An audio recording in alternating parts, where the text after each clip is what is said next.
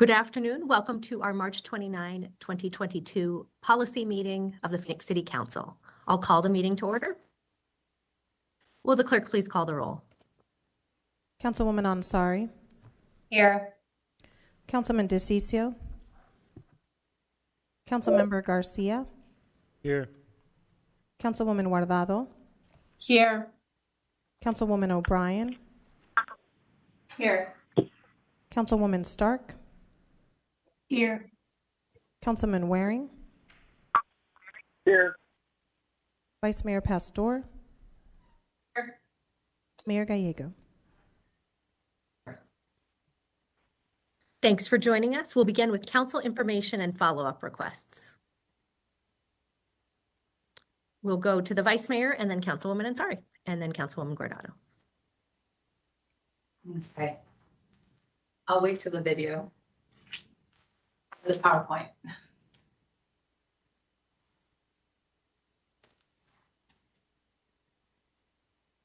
All right. We have a new background. Next slide, please. I attended the National League of Cities conference along with my colleagues, Councilwoman Guardado, Councilwoman Ansari, and Councilman Garcia. Was able to attend a digital divide workshop that really gave us insight and what's also happening on a national level, and being able to apply for the NTIA grant to really get some additional dollars here and some areas of workforce in the arena of digital divide. So I appreciate going. Community event. My team and I had a blast at the Encanto Palmcroft home tour. It was a beautiful day. That day was so pretty. There were clouds and a great opportunity to talk to people. I also attended Welcome Operators and Owners. On March 18th, I had a chance to cut the ribbon at the Franchise Expo West Conference. Over 200 franchises were there and opportunities for 4,000 attendees to look into getting a franchise. And the next one is a team effort. And working together with the Arizona Humane Society and Phoenix PD, we were able to arrest a criminal hoarder and rescue 4 dogs who had been living in an unlivable condition. The man arrested had a history of animal abuse. Unfortunately, the dogs had medical issues to overcome. The good news is that this gentleman will no longer be abusing dogs. And if you can see abuse, call Crime Stop or their Arizona Humane Society. Upcoming events is April 2nd, 9 a.m. to noon at Adam Diaz Senior Center. I have a rental utility assistance, and I skipped my swim time one. I just went very rapidly, but it is swim time, and we are looking for lifeguards and pool managers.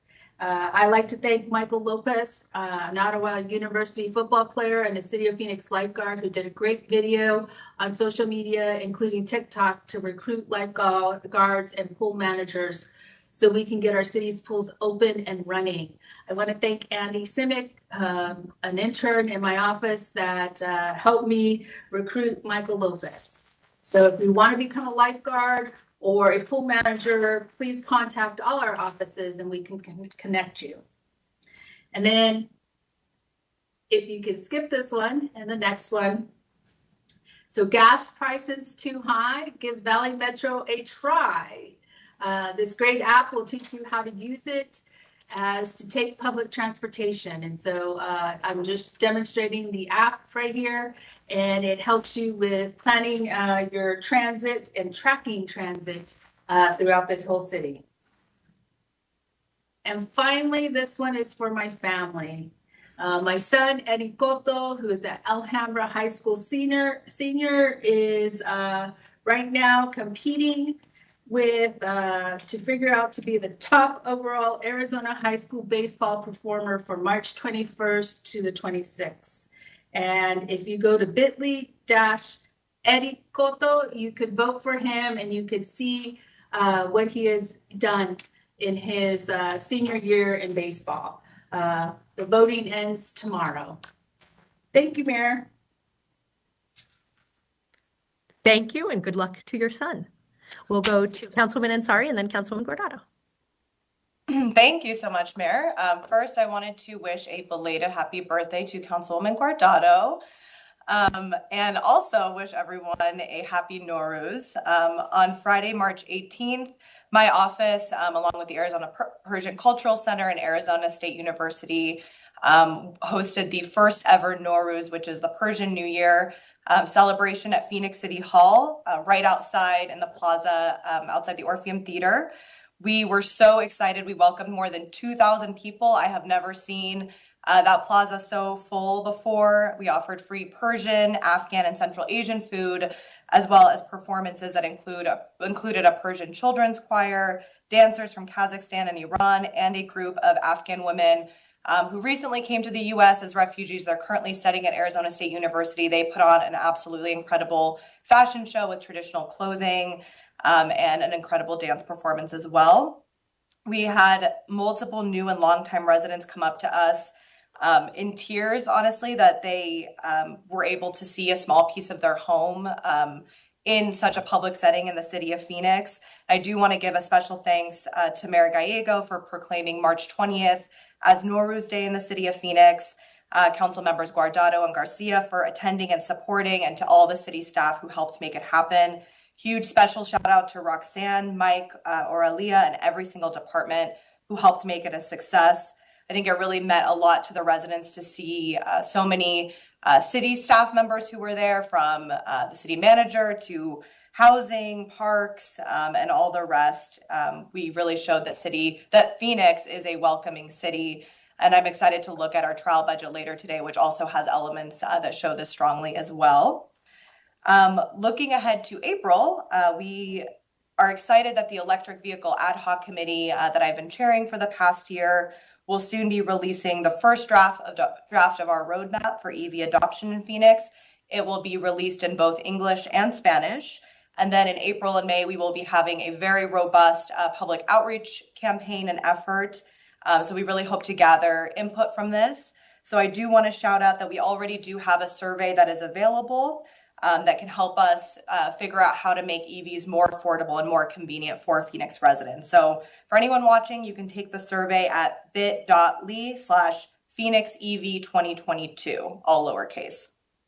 Finally, I want to congratulate our streets department and everyone who worked on the Cool Pavement program. This program was honored last Saturday by Arizona Forward and SRP with the Criscordia Award in the category of Climate Solutions and the 40th Annual Environmental Excellence Award. So very excited to see that this program is being recognized for how innovative it truly is and that it is expanding across our city. Thank you. Thank you, and congratulations on what I imagine starts a big tradition at the city of Phoenix.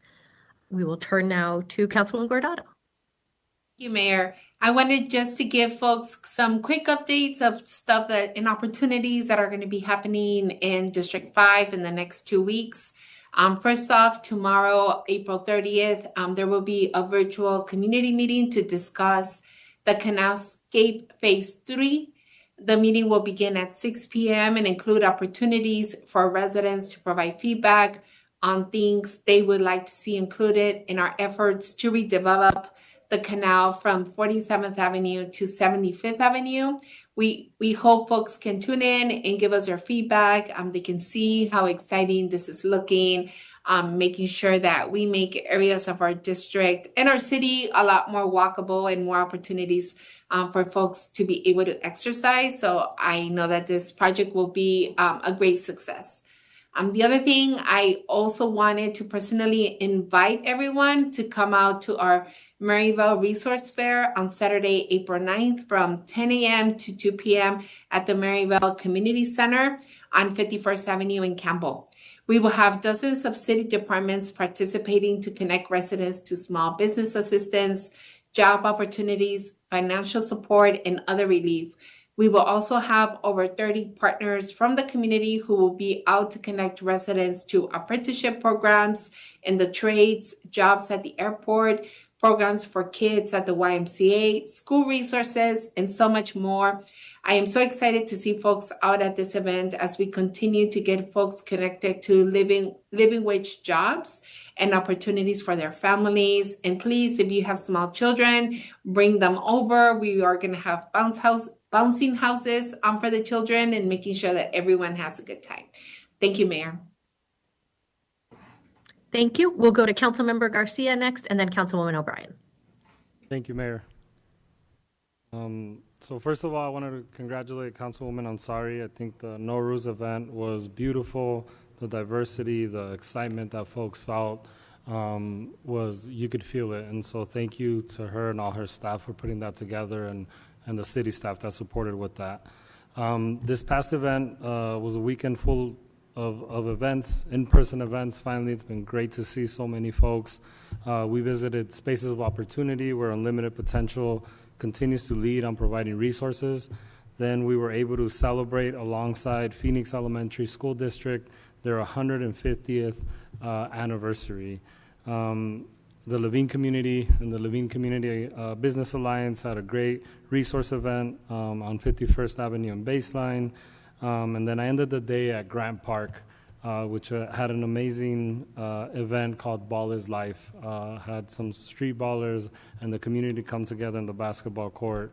Thank you to Parks and Streets. I know we worked on the event a little late, but it turned out to be an amazing event. Just want to remind folks, our office will be hosting 4 in-person budget meetings, so we can hear directly from folks of how they want the budget to look this year. We will share dates and locations on our newsletter and social media, and also reminding the public of the Fund Phoenix tool and to check the calendar for all our budget hearings. Thank you. Thank you. Councilwoman O'Brien. Thank you so much, Mayor. We'd like to invite the community members who want to find out more about the Metro Center redevelopment to come on out on April 25th at 5:30. Our location is to be determined, so look for that in our newsletter, but we're excited for the developer, Concord Wilshire, to come out and share some exciting plans for Metro Center. I'd like to thank Senator Sinema for coming out to the Qatar Aviation hangar expansion at Deer Valley Airport. It was a great event. In addition, our office had an opportunity to tour the Human Services campus, as well as have multiple meetings this last month about homelessness issues. And so look forward to continue to working with my council members on those issues. A huge thank you to the Phoenix Taipei Sister Cities welcome event. We welcomed out our TSMC family and friends, and really want to thank Chair Wen-Chi Chu and Phoenix Sister Cities Commissioner Ling Lee for all the hard work in getting that done this weekend, and look forward to having a double 10-day celebration here in October.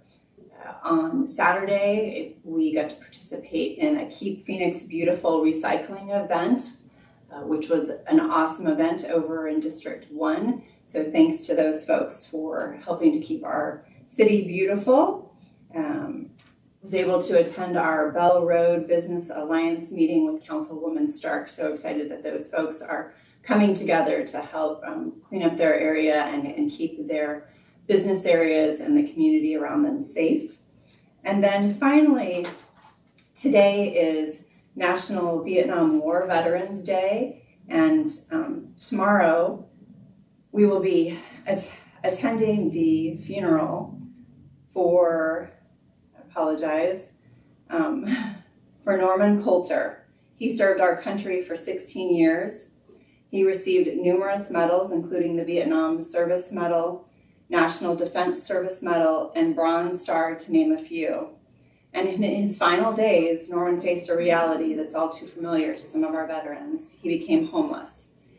Tomorrow, on March 30th at 11 a.m. at the National Memorial Cemetery of Arizona, he will be laid to rest with his wife, whose created remains he's carried with him since she passed in 2011. So if you would like to join us for those funeral services, we would appreciate it. Thank you so much, Mayor. Thank you, Councilwoman O'Brien. Do we have any additional council updates? I will join Councilwoman Ansari in wishing a continued birthday month celebration to Councilwoman Guardado. And before we convene again in policy, Councilwoman Ansari will celebrate her birthday. So wishing you a happy upcoming birthday. In the past few weeks, Phoenix has lost some important community leaders, and I wanted to recognize two of them today. Glenn Spencer was a giant here locally. He was one of the first to step up and serve on our Fast Track Cities Ad Hoc Committee, and his work to spread awareness and help end HIV and AIDS in our city was incredible and inspiring. We will continue that work along with our co-chairs of that committee, with him always in our minds. And as we discuss the budget today, we'll be continuing the work that he helped us begin. Ahwatukee also lost a beloved community leader, CJ Briggle. She was one who always worked to make the world a better place and really had great dedication to our city and her community. I want to join Councilwoman Pastor, or Vice Mayor Pastor, in welcoming Jessica Mefford Miller, our new CEO of Valley Metro. With that, we will turn to agenda item 1. We're going to be talking about our budget, and we'll begin with our capital improvement program. I want to thank Jeff, our city manager, and his entire team for the hard work in putting together the capital improvement program and trial budget. Very difficult in uncertain economic times, and appreciate them leading with data. We'll turn it over to our budget director for agenda item 1, Amber Williams. Thank you, Mayor, members of the council and the community. We are happy to be here today to present to you the preliminary capital improvement program for 2022 through 27. Our 5-year capital improvement program plan is built around capital expenditures that are needed to replace, expand, and improve our infrastructure and systems that are all used to provide very important services to the community. I'm going to hand it over to the Deputy Budget and Research Director over our capital team, Chris Fazio, to walk you through the presentation. Good afternoon, Mayor and Council. The 5-year preliminary program presented to you today totals $8.5 billion, including $2.1 billion in fiscal year 22-23. Over the 5-year period, more than 800 projects are budgeted across 23 different programs. This leverages over $1.6 billion in funding from federal, state, and regional partners. In addition to the direct benefits of capital projects, infrastructure spending creates and sustains jobs in the engineering and construction sectors. The city's largest CIP investments are in the water, wastewater, transit, aviation, and street transportation and drainage programs. The remaining 18 of the 23 total programs make up about 20% of the CIP. Looking at this by funding source, the general fund is increasingly being utilized for CIP projects like major maintenance of general fund facilities and information technology projects. 2001 and 2006 GEO bond funds have nearly been fully spent. Staff are currently assessing unfunded capital needs and will be exploring a potential 2023 GEO bond program with Council over the coming months. Most CIP funding comes from restricted sources, special revenue funds such as highway user revenues, enterprise funds like water and wastewater revenues, bond funds that are backed by restricted funds, and other capital funds such as federal grants. I'll highlight just a few of the projects in the 5-year program. Transportation 2050 funds, grants, and regional transportation funding are programmed towards light rail extensions, bus rapid transit, bus acquisitions, and other transit improvements. The water program includes funding for water resiliency efforts, aquifer storage, and reservoir storage. An additional $3 million in general fund resources have been set aside in fiscal year 2023 for energy conservation efforts. $46 million of capital construction, impact fee, and partner agency funding has been budgeted for flood hazard mitigation efforts, including in the Paradise Ridge area. General funds, highway user revenue funds, and Transportation 2050 funds are programmed towards roadway and pedestrian safety improvements, including the Roadway Safety Action Plan. Projects at Sky Harbor Airport include modernization of Terminal 4's vertical and horizontal transportation systems. Across 5 years, over $117 million in general funds have been reserved for improvements to central IT systems and hardware. And finally, the proposed program includes $150 million in excise tax bond funding for rehabilitation of the 100 West Washington facilities. For those who are interested in looking at the CIP in detail, the preliminary CIP report is available on the Budget and Research website and includes information on all 862 projects. Today's high-level overview of the CIP is for information. Again, full details are available online. In the coming months, staff will update this preliminary CIP to reflect carryovers, updated cost estimates, and updated resource estimates, and will return to you in June for adoption of the 5-year CIP, legal budget adoption steps, and property tax levy adoption in July. With that, we can take any of your questions. Thank you so much to Chris and Amber. Vice Mayor, do you have a question? Do. In the CIP, my understanding, and correct me if I'm wrong, aviation and water are enterprises. Councilwoman Pastor, Vice Mayor Pastor, Mayor, members of the council, that is correct. They are enterprise-funded departments. That means that the revenues that they generate pay for their infrastructure and services that they provide to the community. Okay, and so I'm putting this on the record.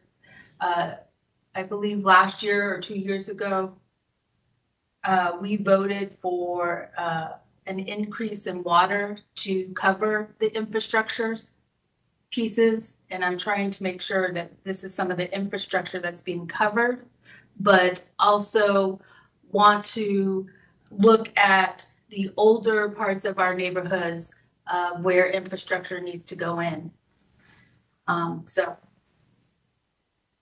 Mayor, Vice Mayor, members of the council, you are correct with your assessment. You did vote on a rate increase, and many of those projects that drove that rate increase at the time are included in this 5-year CIP.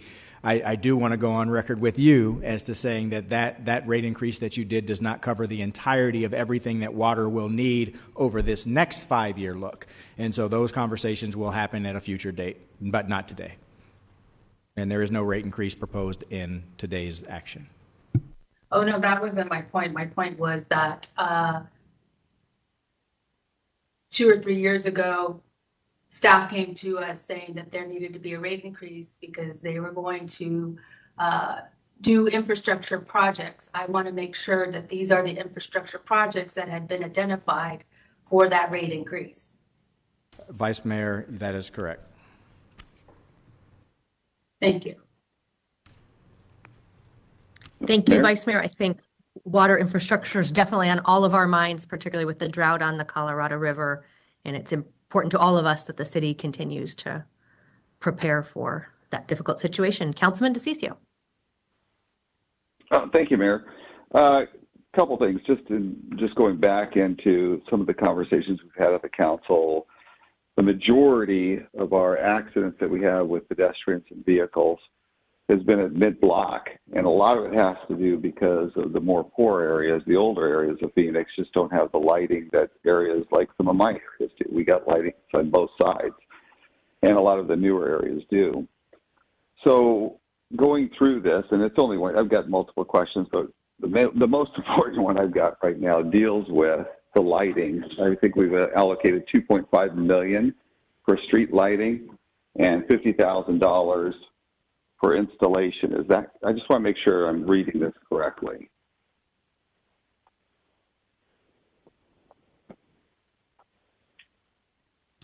Councilman DeCiccio, please hold while Chris Fazio gets you the information. Sure. It's page 202. Mayor, Councilman, the total across the 5-year program for street lighting is $9.5 million. You're correct. The number for fiscal year 23 exclusively for street lighting is $2.6 million. Potentially, there's additionally streetlight funding incorporated in other projects such as comprehensive street rehabilitations, but as a line item, $2.6 million for fiscal year 23. Right. So just from my end, and then the installation's 50,000, which is just like it's nothing. From my end, I'll just tell you where I'd like to see there need to. I mean, has nothing to do with my district, and if the other districts would like to work on it, I'd love to work with you on it. I think that needs to be bumped up significantly. And the areas that are, from what I've noticed, and especially where I've seen so many of these accidents, have been primarily 4, 5, 7, and some in 8, but mostly 4 and 5 that I've seen. If the rest of the council would feel that way, if they don't, then I'm okay with it, but actually I'm not. I really think that street lighting needs to really be bumped up significantly. The mid-block lighting in some of these areas is just so wrong, and I can see where people are going to get hurt because we've seen a lot of stuff come across our desk where people are crossing mid-block. They're probably wearing dark clothes, but it's also that the lighting is so bad. So I would like to see those dollar amount just jump significantly. I know it's going to be in other areas of the budget, but until we see it comprehensively, this is all I see. And $9 million over 5 years is still a small number. I'd also like to see more for some of the street improvements that need to be done.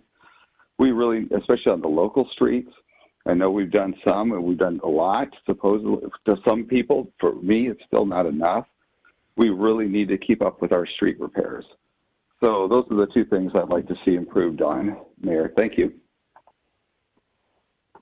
Thank you, Councilman DeCiccio. Vice Mayor. So Councilman DeCiccio, District 4 is struggling with street lighting. And I have many constituents writing to me regarding the street lighting and the safety. I'll give you an example. Central Avenue. Central Avenue is dark now. We do not have lighting from Indian School all the way up to Camelback. I am going to have Mr. Paniagua drive with me at 7:30 to demonstrate what Central Avenue looks like at night in the darkness. Some of my neighborhoods do not have lighting that originally have lighting and are being told that it's not in the budget. So I would agree with you in the sense to advocate for more money in the lighting area. And Vice Mayor, count me on board as a vote for that. I mean, I feel that strong about our lighting in our city. And I know sometimes we feel like we're in silos, but count me on board. What you ought to do, too, is drive through my district and see how good the lighting is. And that should be a model for other areas. Just count me on board with you, Ben. Thank you. I don't think Streets is there, but my understanding is that they are going to be doing an asset map regarding our lighting in our city. So, Vice Mayor, we actually have Kenny, the Streets and Transportation Director. He's coming to the table.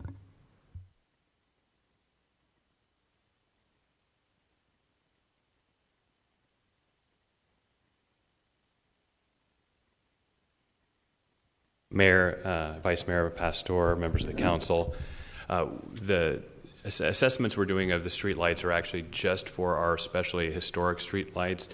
A number of years ago, we replaced the vast majority, nearly 93,000, 95,000 street lights, which were our standard ones, and converting those to LED. So what we're doing is an assessment of our specialty fixtures that weren't part of that conversion. And so we're taking that as a systematic approach, including the Central Avenue street lights that you talked about, which we have a plan to be able to replace and upgrade those through by the summer timeframe. thank you. Mayor, may I follow up on that? Oh, sorry. Oh, go ahead. Sorry. Vice Mayor still has the floor.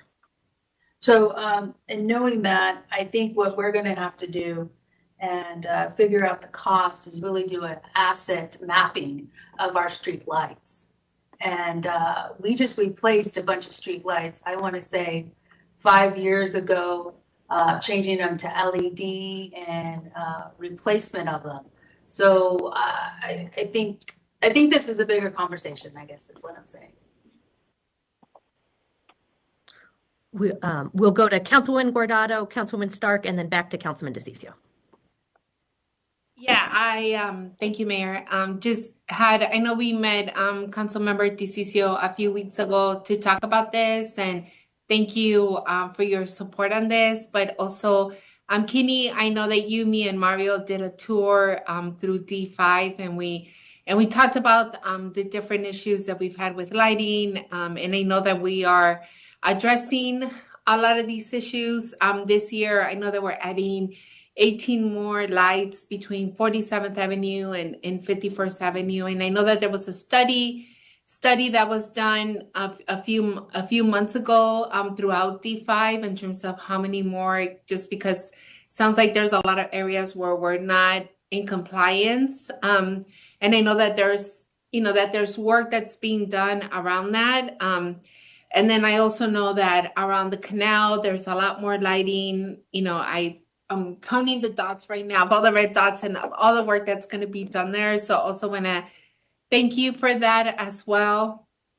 But I do think that, we should have a more comprehensive approach in terms of how do we continue to deal with this, especially in the areas where it's incredibly dark, and in whichever way that I can be of assistance. I know that you and I talked about it. We've talked about it with Mario, something that we've talked to Jeff about as well. So I feel good in terms of how we're addressing this, but I also, I agree that the more funding that we can put into this, that it could be done more rapidly. I think it's also a good thing. Thank you, Mayor. Thank you. Councilwoman Stark. Thank you. I agree with street lighting. I think it's essential. But one of the things we might want to pursue as well is work with McDOT. There are several areas that we annex in and we get the standards of the county, and they're just not as good as our standards. Perhaps we need to have a discussion with the county and have them look at areas that they know are in our general plan, yet not annexed, and start to put in some of the improvements to help us out. I mean, we all are taxpayers of the county as well. So I think it's something maybe we should pursue with the county. I see the problem in District 7 and District 1 and District 2, especially because most of the annexations seem to be occurring in those areas. Thank you, Mayor. Thank you, Councilwoman. Councilman DeCiccio. Oh, thank you, Mayor. Just a couple things. I'd like to follow up what Councilwoman or Vice Mayor Pastor had mentioned about doing an assessment. That really should be done for every district of where we're at, and then you'll be able to see the disparity. It'll be very clear. Like in my district, it's pretty well lit.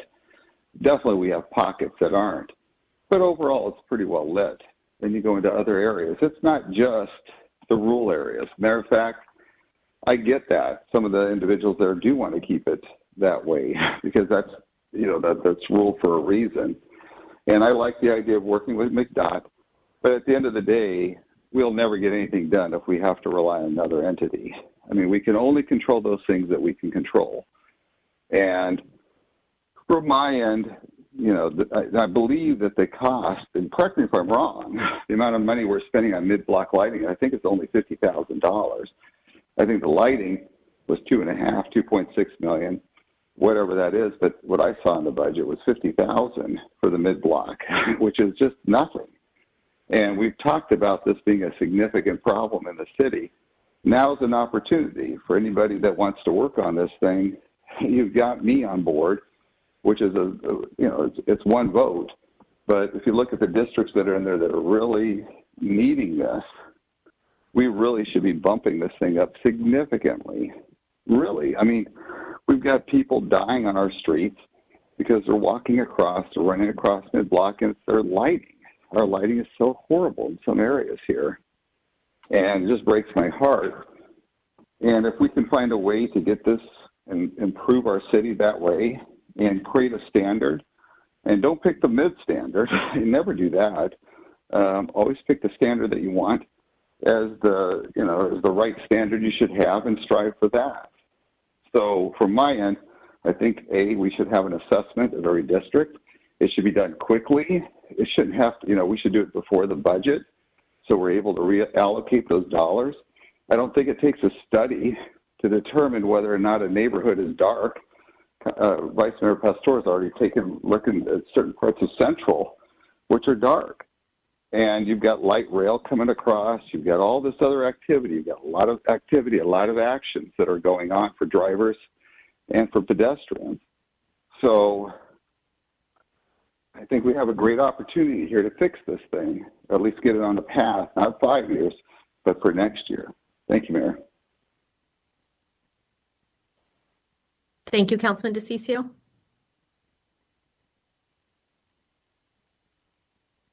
I certainly agree that some additional funding for lights, particularly with a data-driven safety focus, would make sense and save lives in our city. So that would be a wonderful addition. Councilwoman Stark, I agree it would be worth having a conversation with the county and McDOT when we had the 2 votes at our last formal meeting to bring new land into Council District 7. Was thinking the same thing with making sure that we have it as much as possible consistent with city standards, and I think the county would be open to having that conversation with us. I did have a question for Amber. We have been discussing energy efficiency and making sure that we are doing our part to keep our energy bills down, and there's some good news in the CIP in that area. Yes, thank you, Mayor, members of the council. That is correct. As Chris had indicated, $3 million is programmed next fiscal year for energy savings projects. The intent of that is to look at projects. The Office of Sustainability, as working with our Public Works Department, will be looking at ways that we can produce projects that will identify actual savings using data to demonstrate that we're actually realizing savings, as well as to reduce greenhouse gas emissions. So that funding is absolutely in our CIP for that effort. Thank you.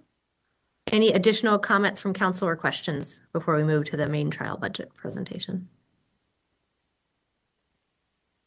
Well, thank you, Amber and Chris, for the update. And we will now move to agenda item number 2, and I'll turn it back to our city manager, Jeff Barton. Thank you, Mayor. Mayor, members of the council, we are excited to be here today to present the 2022-23 trial budget. As you know, the trial budget is an important step in the city's zero-based budgeting process, and it provides you and the residents of Phoenix with an opportunity to evaluate proposed changes to existing programs and services and potential expansion. 2 years into a global pandemic, and under your direction, leadership, and financial stewardship, the 22-23 trial budget represents 3 years of not only balanced budgets, but a budget with a $76 million surplus and the capacity to strategically advance the city's commitment to several council and community priorities. Not many major cities in the United States can say that during this time. Over the last 2 years, we have been strategic and careful about our financial security to ensure the continued services to our residents and to protect our most valuable resource, the City of Phoenix employee. This trial budget continues that trend while also providing the resources necessary to address critical city council and community priorities such as affordable housing, homelessness, climate and sustainability, for the first time ever, immigrant and refugee support, as well as public safety. Also, the trial budget as presented provides us with the financial flexibility that we need as the nation and the local economy continues to react to global economic and geopolitical events. With that, I'll turn it over to Amber Williamson. Thank you, Jeff. Mayor, members of the council, and the community. I'm happy to be here to talk about the fiscal year 22-23 proposed city manager's trial budget. So on the agenda for our presentation, I'm going to recap the general fund budget status that I presented on February 22nd. I'll go over the proposed general fund additions and set-asides included in the trial budget, as well as the proposed non-general fund additions. I'll then talk about the budget calendar and next steps for adopting the 22-23 budget. So to recap our general fund budget status, For fiscal year 22-23, once we take our estimated resources of roughly $1,777 million, less our estimated expenditures of $1,701 million, we arrive at a general fund surplus of $76 million. That $76 million is made up of an estimated $44 million in one-time resources and $32 million in ongoing resources based on our 5-year forecast model. As always, it is important to ensure our ongoing resources equal our ongoing costs. We are not allowed to carry forward deficits. We want to make sure our budget remains balanced. Since February 22nd, however, we do have additional economic uncertainty. However, Arizona and Phoenix in particular, our economies are strong coming out of the COVID-19 pandemic, particularly for Phoenix. We know we have more jobs, we have higher wages, we have a growing population, low unemployment, and we have new businesses that have moved to Phoenix. All of these help to create a very resilient and diverse economy. However, the war in Europe, rising inflation that we know now is not transitory, volatile revenue growth that was highly influenced by one-time federal COVID pandemic aid, all make it very difficult for us to predict future revenue. This calls for an even more cautious and prudent approach to the budget and spending to ensure our resources are available next fiscal year to respond to any economic declines. If you read the news or if you listen to the radio on a daily basis, you can see multiple different financial experts as well as economists are talking about this additional uncertainty. We've essentially had now a war in Europe on top of a pandemic. We have economic experts such as Goldman Sachs lowering their GDP forecast for next year. That's measuring how much economic productivity is in the United States. We also had the Federal Reserve Chairman, Jerome Powell, at the recent Federal Reserve meeting on March 16th, quote, "The financial and economic implications for the global economy and the U.S. economy are highly uncertain. Because of all of this uncertainty, we want to make sure that we're responsible with the trial budget. That is why we're proposing with that $76 million surplus that $55 million essentially be set aside. A pause, if you will. We want to make sure we have those resources next year if we were to need them to provide for budget flexibility. We're proposing $21 million of the surplus be used to add City Council priority additions to the proposed budget, and I'll go over those in just a moment. First, for that $55 million in set-asides, $30 million is recommended at a minimum to enhance employee compensation so we can attract and retain a quality workforce. We know, just like many employers, we are struggling with hiring. It's a very competitive and tight labor market. We need to make sure we have resources to be able to provide good competitive wages to our employees. We also know our Human Resources Department is working with a consultant to do a citywide classification and compensation study. We anticipate that will be done next spring, and we believe that that will also come with increased labor costs. So we want to make sure we have those resources available in the general fund budget to be able to do that. So for the $25 million remaining in those set-asides, those could be used for future city council or community priority initiatives in areas such as homelessness, for affordable housing, for climate and energy initiatives, for roadway safety, for infrastructure needs, or for future operating and maintenance costs from a potential 2023 general obligation bond program if the voters and the council were to approve that. It's been since 2006 since we've had a bond program.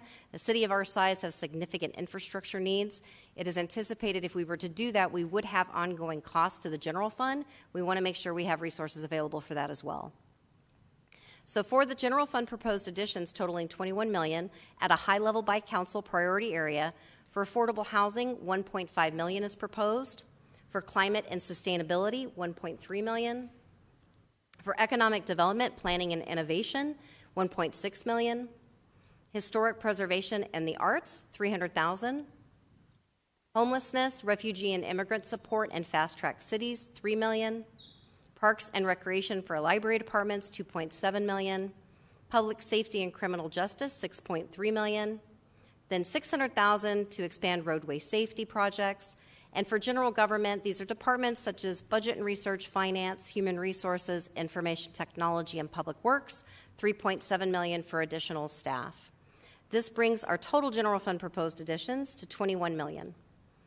Now I'll go into a little bit more detail by council priority area. For affordable housing, the $1.5 million is recommended to provide general fund support to our affordable housing fund that provides services to our low-income residents who live at communities such as Aeroterra, Marcus Deniza, Matthew Henson.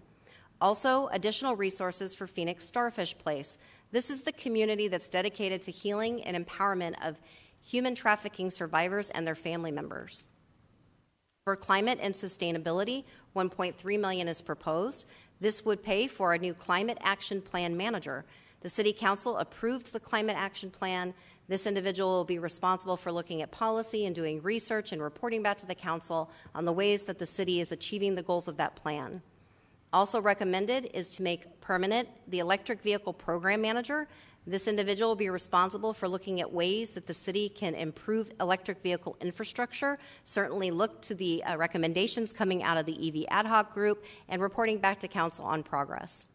And then, as mentioned by Councilwoman Ansari, our award-winning Cool Pavement program, and additional funding is proposed to add 2 additional neighborhoods. This would bring the total neighborhoods per year to 11 for that program.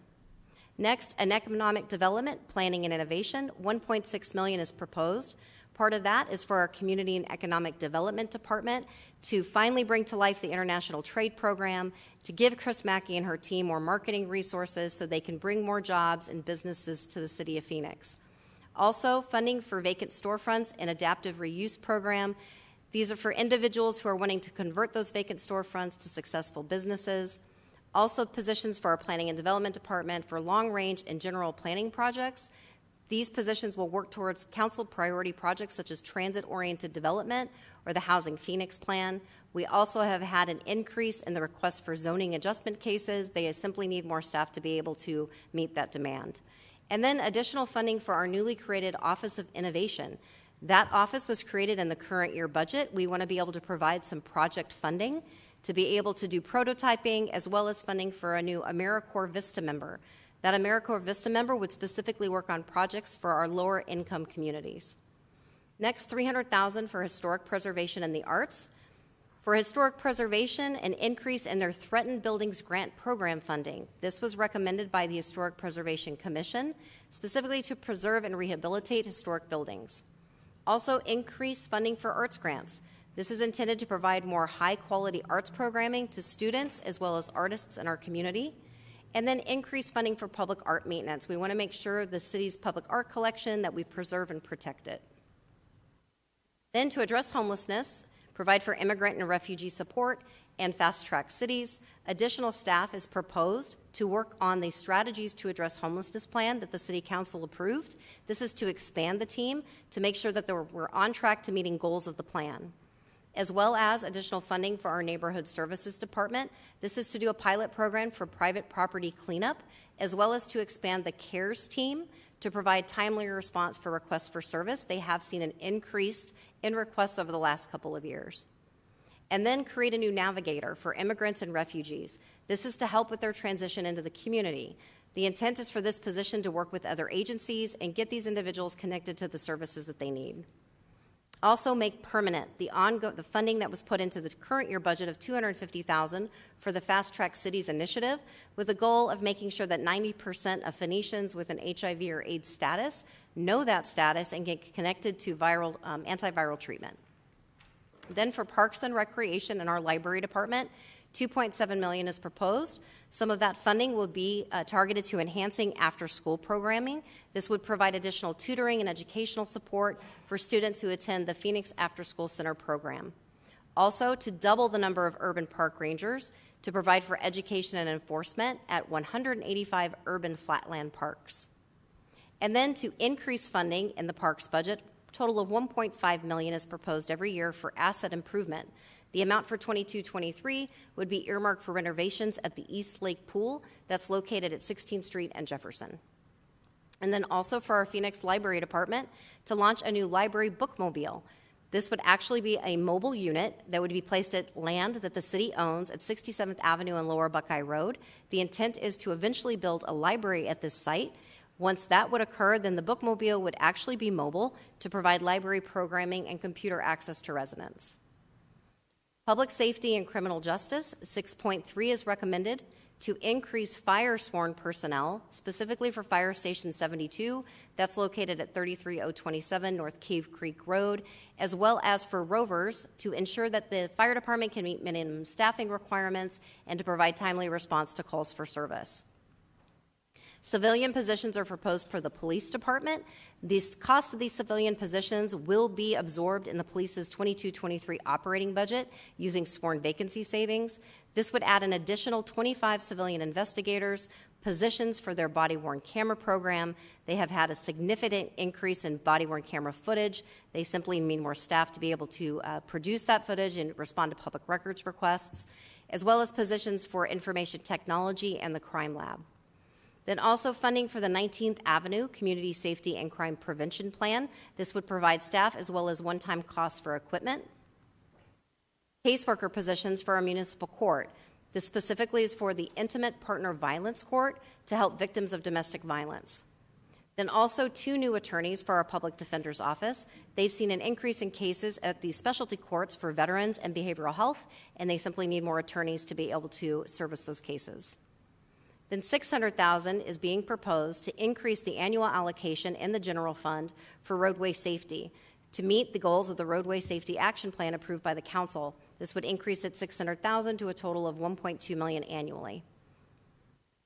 Now I'll go over briefly trial budget additions for our non-general fund departments. These are for our enterprise departments as well as our special revenue funds. This includes additional resources for aviation, specifically new positions needed due to growth at the airport, for the Terminal 4 concourse, as well as 2 new Phoenix SkyTrain stations. Also for our Development Services Fund, new positions are needed to create an ombudsman program, as well as for their new permitting application software, Shape Phoenix. For public transit, extended fixed route service is planned for the northern part of the city, as well as positions are needed because they've had an increase in the Federal Transit Administration grant funding. For our solid waste division of our Public Works Department, new positions are needed because of an increase in recycling materials, as well as to expand their successful solid waste equipment operator apprenticeship program. For Streets Department, out of the Arizona Highway User Revenue Fund, additional staff to implement street lighting projects across the city. And for Water Services, positions and equipment to operate new water wells designed to advance drought resiliency plans, as well as to operate the Lake Pleasant Water Treatment Plant. Coming up in April, we're going to go out to the community with the trial budget to solicit input. We're going to be hosting 11 virtual hearings from April 2nd through the 15th. Information about the hearings, including how to register to speak or provide comment or simply just to attend virtually, is at Phoenix.gov/budget/hearings. You will also find our Fund Phoenix tool on our website. Lots of information in our Fund Phoenix tool. It will be loaded with our trial budget additions by this Saturday. So residents can go into the tool and be able to select which additions they would like to see, or they can provide changes. All of the input collected in that tool will be provided to the council. Also, residents can contact the Budget and Research Office directly by email, by phone, or following us on social media at #PhoenixBudget.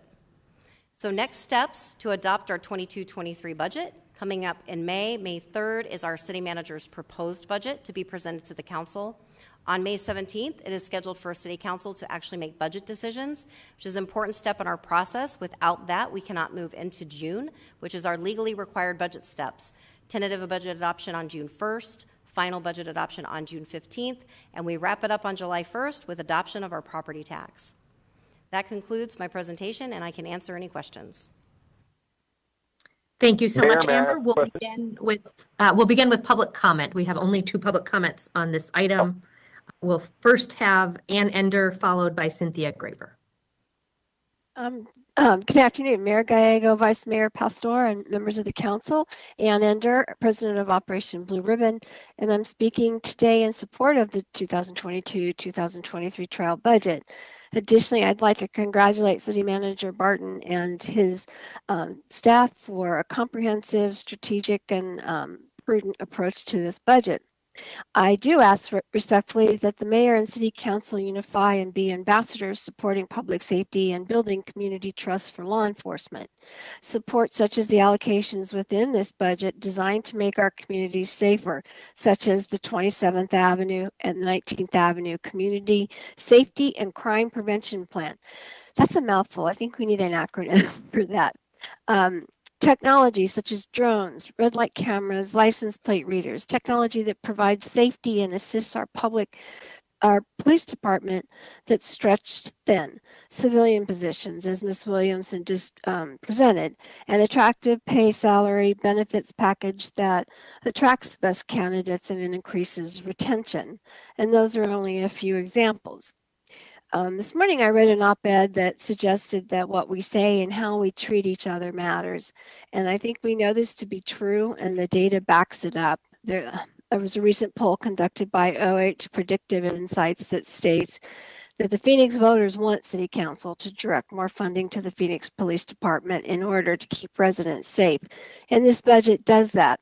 So in closing, I hope that we no longer tolerate negative posturing and biased accusations that have such a destructive impact on our community, but instead that we work together, support this budget in order to ensure a robust public safety and return the Phoenix Police Department to the crown jewel it once was. Thank you. Cindy will be our final comment on this item. Mayor and City Council members, thank you for listening to the community and including the 19th Avenue Community Safety and Crime Prevention Plan in the preliminary budget. We need to prioritize our children's future and the safety of our senior citizens. This program is the first step in accomplishing that goal. Also want to thank you for including the City of Phoenix-owned apartment complex Santa Fe Springs Rehabilitation Program in the preliminary budget. This complex was in total disarray and concerns for residents and neighborhood safety was at large. Thank you for listening to the community and assisting for the safety of all, and most importantly, our children. Thank you. Thank you. That concludes public comment. We'll go to Councilwoman Stark, Councilman Waring, and then Councilman Guardado. Councilwoman Stark, the floor is yours. Thank you, Mayor. I first want to thank staff for their thoughtful budget. I really like the idea of holding back some of the monies to be cautious. I remember going through the Great Recession as a city employee, and what you're proposing is very prudent, especially in light of our compensation study. I think we're going to see some results that warrant some increases in positions throughout the city. There's a lot of great things about this budget, and I really commend staff for working with the council and with the community to propose what they're proposing. I do just want to mention that I've had several emails with regards to our gated alley projects. It is now a pilot program, but some of the emails that I have gotten have suggested perhaps that we broaden the program and make it just instead of a pilot program, make it an ongoing program. I know we're going to start our budget hearings. I suspect we'll hear a little bit of that, but I hope we can keep that in mind as we go through the process. If we don't have enough money, maybe we can look at what we have in our Blockwatch monies, but I want to keep that in mind. But thank you so much. In particular, I'm very happy to see what you're doing in the Planning and Development Department. I have been getting a lot of comments on the timing of issuance of permits, and I think this will go a long way to help with that. So thank you so much. Thank you, Mayor. Thank you. We'll go to Councilman Waring, followed by Councilwoman Guardado. Thank you, Mayor. First, Jeff, I think one of the first slides talked about, sort of, I guess if I had to loosely translate it, saving for a rainy day. I know we had gone over that when I had a private briefing about this, and I do appreciate the thought behind that. You guys had said when we had that meeting that you were somewhat concerned. Obviously, everybody can read the paper and see economic news and so forth. Stock market's up, stock market's down, something's going on in Europe. But you talked kind of generally, but you definitely mentioned you saw some signs of softening, and that led you to be perhaps more cautious than you might otherwise be. Can you just tell us what specifically it was that you were seeing that caused that concern? Councilman Waring, Mayor, members of the council, I'll turn it over to Amber, but I'll mention a couple of things that we have routinely talked about over the last couple of years, even dating back to my time as Budget and Research Director. One of the things that Denise and I spent considerable time talking to you guys about was the inverted yield curve, and that being a sign of a coming recession. Well, there are parts of our yield curve currently that are starting to invert. So that is one thing that I look at from a long-term, financial softening. I think the other thing that we're a little bit concerned about is knowing that a lot of our stimulus resources that are infused into our local economy will be drying up. And so we know that individuals will have less discretionary income. So that means our sales tax is likely to somewhat recede from current growth levels. I think, on top of that, we also know that we've got inflation on certain things, such as, look at the price of gas currently. So our residents are paying considerably more in gas. Many of them are also now having to go back to work. So that's also going to put additional strain on their purse strings, which will, again, result in fewer sales tax collections for us as we move forward. And I'll turn it over to Amber to add anything additional. Thank you, Jeff. Councilman Waring, Mayor, members of the council. He touched on it with the inverted yield curve. We're watching that very closely. That's actually predicted every recession since 1950. There's generally a lag of anywhere from 6 to 24 months with that, however. As I pointed out in the presentation, we're just hearing multiple different economists talk about a slowdown. So it's not so much known that there could be a recession. There's some economists, I think, who are saying that's possible. There's other economists that I've been listening to that are saying that the U.S. economy is very strong. So we have low unemployment. We have a lot of jobs available. I think that there's still, a lot of wealth that's essentially out into the economy. I think it's more touching on that uncertainty. It's so volatile what's happening over with the war in Ukraine. I believe that it's going to have an impact across the globe, obviously impacting countries in Europe much greater than I think it would in the United States unless things really begin to escalate. I also think that while Phoenix fundamentals are very strong, I think with the inflation that we're seeing, if it doesn't get brought under control, you have individuals who are going to be spending more of their discretionary income. Again, you have that federal COVID-19 aid diminishing out of the system over time. They're going to spend that on gas, on food, on rising costs of services, all things that we don't tax. So we just want to be very cautious as we go forward. We don't want to be aggressive with our growth rates. The other thing that I want to mention is that included in the council report today is a status update on the $36 million in supplementals that we added in the current budget. Because of the competitive labor market, we've only filled roughly 50% of those positions, just slightly over it. So we haven't yet executed all of the program additions we put in the current year budget. Along with the $21 million that we're proposing to add now, it's a significant amount. So we want to be able to give staff the time and be realistic with our expectations on what we can execute, while still earmarking some money for next fiscal year and beyond to do the the items that I talked about, council priorities, employee compensation enhancements, or if we did see an economic downturn, I'm hoping we don't, but that we have resources set aside to be able to fill that gap. Well, thank you, Mayor. Thank you, Amber and Jeff. I just can't tell you how much I appreciate this perspective. It was a perspective that I think was lost on not just the city of Phoenix, but a lot of government agencies in a bygone day.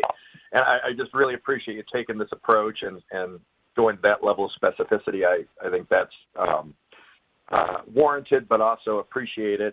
To that end, you feel, I assume, since this is your budget, that you're being austere enough and putting enough money away for a rainy day if the rain does come, which is obviously an unknowable. I don't care what kind of great economist someone can be. Nobody knows exactly what's going to happen in the future. I assume then you're saying you're confident these are the numbers that you feel comfortable with. Is that correct? Mayor, members of the council, Councilman Waring, if I could definitively answer that question, my NCAA bracket would look much better than it does today. But on a serious note, I think, we will never know truly the answer to how deep a recession goes, how long a recession goes, or what sectors of the economy a recession hits. I think what Amber and I are presenting to you today is a budget that gives the city of Phoenix a more than a fighting chance at fighting off any negative impact that we see in a recession. I think, to her point, also this budget puts us in a position to address the things that we know will be coming, like employee compensation. And so those are the things that we kind of framed this budget on. We also didn't want to overplay our hand with promising you things that we can't deliver because of the tight job market, as she mentioned. Our vacancy numbers have continued to grow, and so we need to first and foremost get those positions filled that we added in this year's budget before we bite off a lot more than we can chew. And so I again, to answer your question in a roundabout way, I think this budget does put us in a much better position than we have been in prior years leading into potential softening in the economy. Well, Mayor and you guys, your predictive powers have been amazingly accurate the last few years. So hopefully that trend will continue, but I understand it's not an exact process. So in specific items, I do appreciate the focus on Starfish Place. I think that's warranted, and appreciate that being singled out. For the homeless, I'm glad to see us spending more money on this issue. I think it's becoming the number one issue for us, that at least in my office, that we hear about. It used to be roads, and then we made some changes there, and we still hear about it, but it's not as much. The homeless issue, though, I do think, if I had to summarize, we need less study and more action. So I appreciate having new eyes looking at the issue, but we've got to be proactive at this point, because residents are just pretty much, they're getting pretty upset, and I don't blame them. One thing that I wouldn't say glossed over, that's not fair, but you talked about the increase in public safety. I'd like to know, what specifically are we doing? For me, the police issue is the number one issue in the city of Phoenix, bar none. So what are we doing to recruit new officers? We can't make the current officers stay. We can try to pay more money and so forth, but we got to find a way to recruit new officers, because even if we get the current officers to stay, they're not going to stay forever. They're not immortal. So, what are we doing in that extra money? What specifically are we doing? Are we hiring experts in hiring police? Are we what can we do to make that a more effective effort? Because right now we're just not getting it done. Mayor, members of the council, Councilman Waring, that's a very good question. We are doing a number of things to increase our success in hiring sworn police officers. And we are, I will note, beginning to see some increase in our applications, as well as our successful candidates for police officer, which is optimistically cautious good news. What I will say is that we are doing a number of things, including a $7,500 hiring incentive for new police officers, in addition to rewarding our active police officers with a $7,500 retention incentive. We are actively studying sworn officer compensation. So one piece of what Amber mentioned related to the class and comp study is related to sworn officer compensation, and we will actually be presenting that portion of the class and comp study a bit earlier than the other components of the class and comp study citywide, so that we can address those needs. And further, we are exploring some marketing opportunities where we will be utilizing social media as well as direct marketing campaigns to get to the audiences that we need to in order to hopefully increase the number of applicants that we see.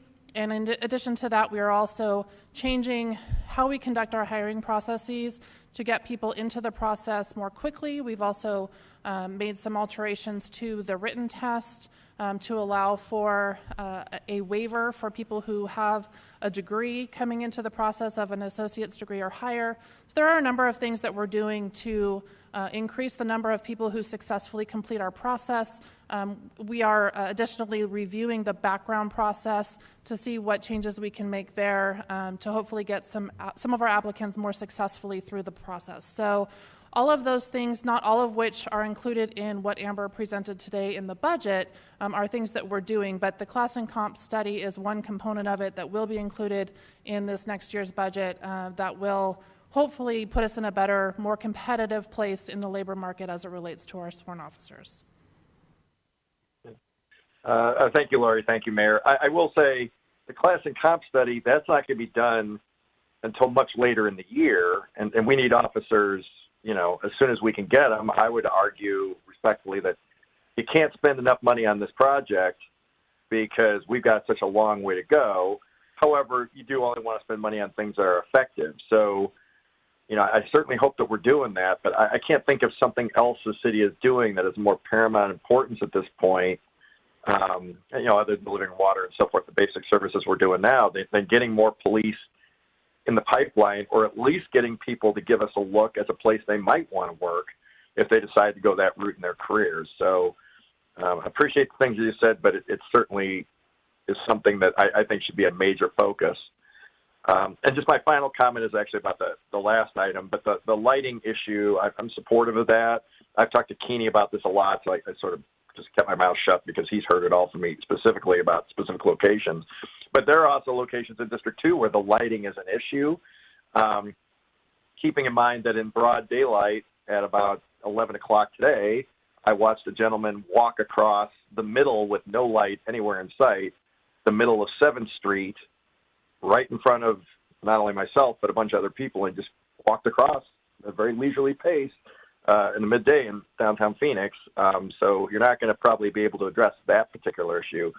But the lighting one, I do think, as we talked about at other meetings, is one that certainly, if we're going to spend money, that is one that I think could actually be very effective in saving lives. So I fully support that effort. So I really appreciate your work on this, and I think those are my questions, Mayor. Thank you.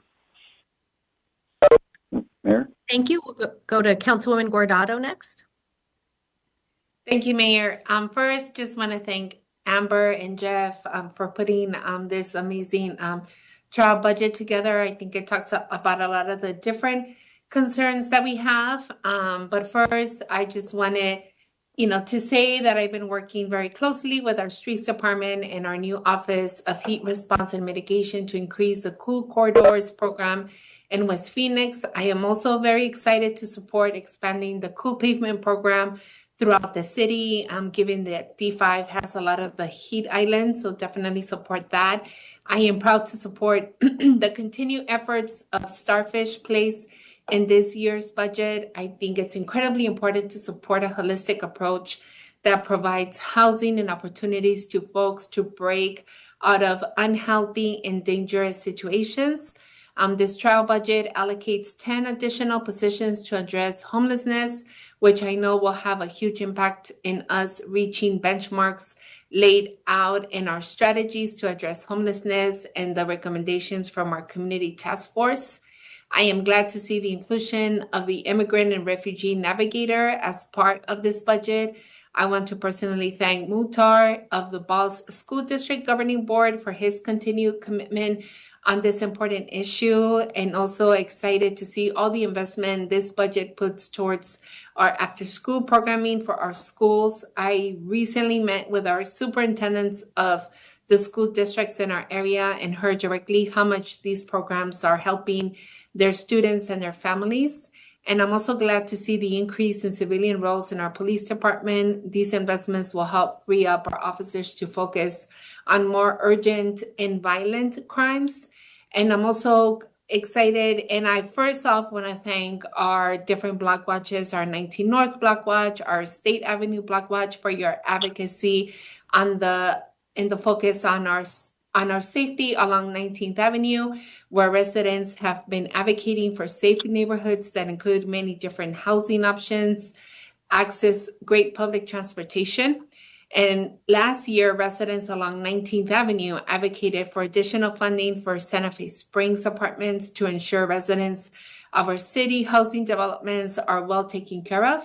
And now I'm proud to see how focused these neighborhood leaders are on bringing safety and opportunity to all of our residents. And I know that we talked a lot about our workers' compensation comp program and the study that we're doing. I think that's incredibly important. I 100% support putting money aside to figure out what are the jobs where salaries need to be increased. As you guys know, I've always and will always be an advocate for good jobs, and especially in our city. We saw that as soon as we did the increase for our lifeguards, we had a lot more people applying for those jobs. And I'm sure that once this comp study is completed and we start seeing which are the jobs where we need to increase the salaries, I'm sure we'll have a lot more people applying for those jobs. So excited to see what that study is going to show and what is it that we can do as a city to make this happen. And lastly, I know that Jeff and Amber and everyone knows that I've been a huge advocate when it comes to gating our alleys. Like I said, 3 years ago when I came into the council, that the number one thing that people talked to me about when I was out in the community was about the illegal dumping that was happening in their alleys and the type of things that they were finding in their alleys. And wishing for us, for the city to be able to gate a lot of their alleys to address this big issue that we saw. I'm proud to say that in District 5, we are in the process of gating 15 segments. I want to thank Councilmember DeCiccio for helping us get to that number and sharing some of his allocated money into District 5. So definitely very supportive in trying to figure out how is it that we get more funding to be able to gate more of these alleys. I know that I've spoken to a lot of different folks and how much easier it would also be for trash and recycling pickup if we actually made that happen. So also very supportive of that. But overall, I'm excited to see what this budget is going to bring for us this upcoming year. And of course, always wanting to see what the CUM study is going to show and the changes and the good changes that we'll make. So thanks, everyone. Thank you, Mayor. Thank you, Councilwoman. We'll go to Councilwoman Ansari, the Vice Mayor, Councilman DeCiccio. Thank you, Mayor. I will join my colleagues in thanking Jeff Amber and all of city staff who worked so hard to put this trial budget together. I personally think it's a very, very strong start, and there's a lot to be excited about. So I'll just touch on a few of those things. Last year, we obviously set the stage with passing our climate action plan, with launching our EV ad hoc committee. And we've said over and over again, I think I personally am very worried about these just being plans and initiatives that people work so hard to pass and write. And, it's a cross-department effort, but that we don't put enough funds and staff to implement these programs. So I'm very excited to see funding allocated for both a permanent EV program manager position, but also a climate action program manager position. I will just caution and just say that, of course, the EV ad hoc hasn't presented yet to the council. That draft roadmap will be presented in 2 weeks on April 12th, and then the final will be voted in June. So I would just want us to wait to see those recommendations coming from the ad hoc in terms of what it will take to fully implement the ambitious goals that we are setting through this, but still very, very excited about the start in this budget. More than anything else, I think on housing and homelessness, I think this should be our number one priority above all. So extremely happy to see funding set aside for affordable housing, but beyond that, the capacity within the city manager's office to address homelessness, as well as immigrant and refugee support. Councilman Waring referenced the calls that he gets in his office. You can only imagine when you represent the district with the Human Services campus and over 1,000 individuals living outside that area, that to me, this issue is the number one. And I think everyone is looking to Phoenix to lead on this. And we really, I think we're going in the right direction, but specifically grateful to see so many positions in the budget for this purpose. Glad we're adding more capacity to Phoenix Cares, as well as a project management assistant to help address blight in private properties near the campus. There's no question that not only do we need to save lives and support folks who are living unsheltered this year and beyond, but also support the neighborhoods who are taking on this issue more than anyone else, and not only the entire city of Phoenix, but all of Arizona. So been working closely with the Oakland neighborhood, Madison Pioneer Coalition, and this is something they've specifically asked for. So glad to see that in the budget. Additionally, with so many refugees arriving in Phoenix, this immigrant and refugee navigator position is essential and something that I and a few of my colleagues have repeatedly advocated for. Again, thank you for including that. We actually in Phoenix take in almost, I think we're in the top 5 for a number of refugees that we take in. We've taken over 800 Afghan refugees now with the crisis in Ukraine. That's going to keep growing. So I hope that one day this will lead into a Welcome Phoenix type of an office with more dedicated staff. On planning, I'd like to join Councilwoman Stark in applauding this piece as well. I know we also, have received concern around how much time it takes for permitting and zoning and the rest. And I think with some of these initiatives that we're working on, like electric vehicle infrastructure, it would be better to have staff in place so that in the future we can streamline processes and make things a little bit easier. And then on the economic development side, just one specific piece I'm excited about is the international trade program. staff position. Last week, I believe it was, in our economic development subcommittee, Chris Mackey presented to us about the companies that we will hopefully have 15 companies, when they're coming for the Super Bowl in Phoenix, to try to recruit to Phoenix. And then we talked about the international dimension, that we shouldn't just be focusing on branding Phoenix as a national city, but also a world-class city. So I hope that this position will help with that.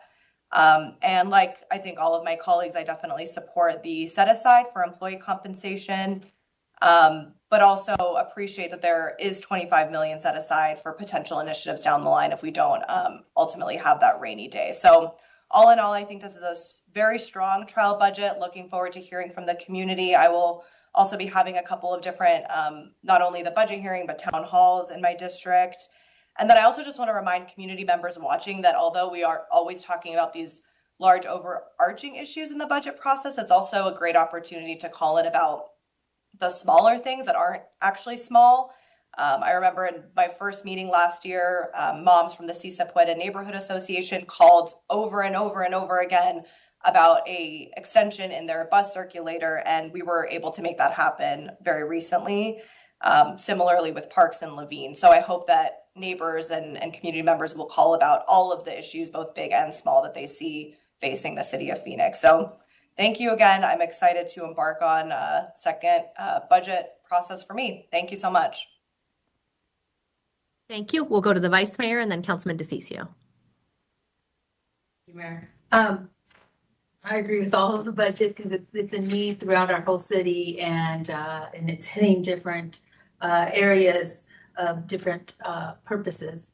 One of the areas that I do want to advocate for is the Office of Arts and Culture, and also the historic preservation, and looking at that and adding some additional dollars. Same way with the gated alleys. I'm an advocate for that, and be able to look at that, if not maybe other streams of revenue. Those are my three. The final one is really with the refugee population and the immigrant population.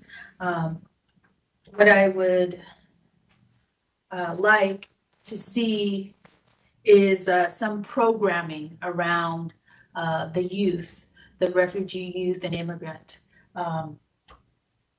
And some programming to welcoming and introducing them to Phoenix and really the U.S. And so those are my comments. Thank you. Thank you, Vice Mayor. Councilman DeCiccio. Thank you, Mayor. It's interesting. I had a conversation at lunch earlier today with a local business person. We had this conversation of focusing on the fundamentals and the importance of what's happening in our economy right now. And to look at what Jeff, Amber, and Lori put together and their reasoning for what they're doing was very detailed, very thorough. Just like everything, you don't have to agree with any one point in there, but you have to know that they did take a look at all these economic indicators, the inverted yield, all these things that they looked at to say, hey, look, we should exercise some caution here. Even if we were in a super heated economic growth here in the city, you want to save because you don't know what's going to happen. A very famous person, maybe thousands of years ago, went through 7 years of growth and was able to save 7 years of grain because he knew that that we were going to be hitting a period of time. They were going to be hitting a period of time, and was able to save the people in his country because he was able to save. Likewise, even if we had these concerns that are out there, we should always be saving and putting and adding to the contingency. You have to do that because, life is a roller coaster. You have your ups and downs, and sometimes it goes straight, and it doesn't have much of a movement.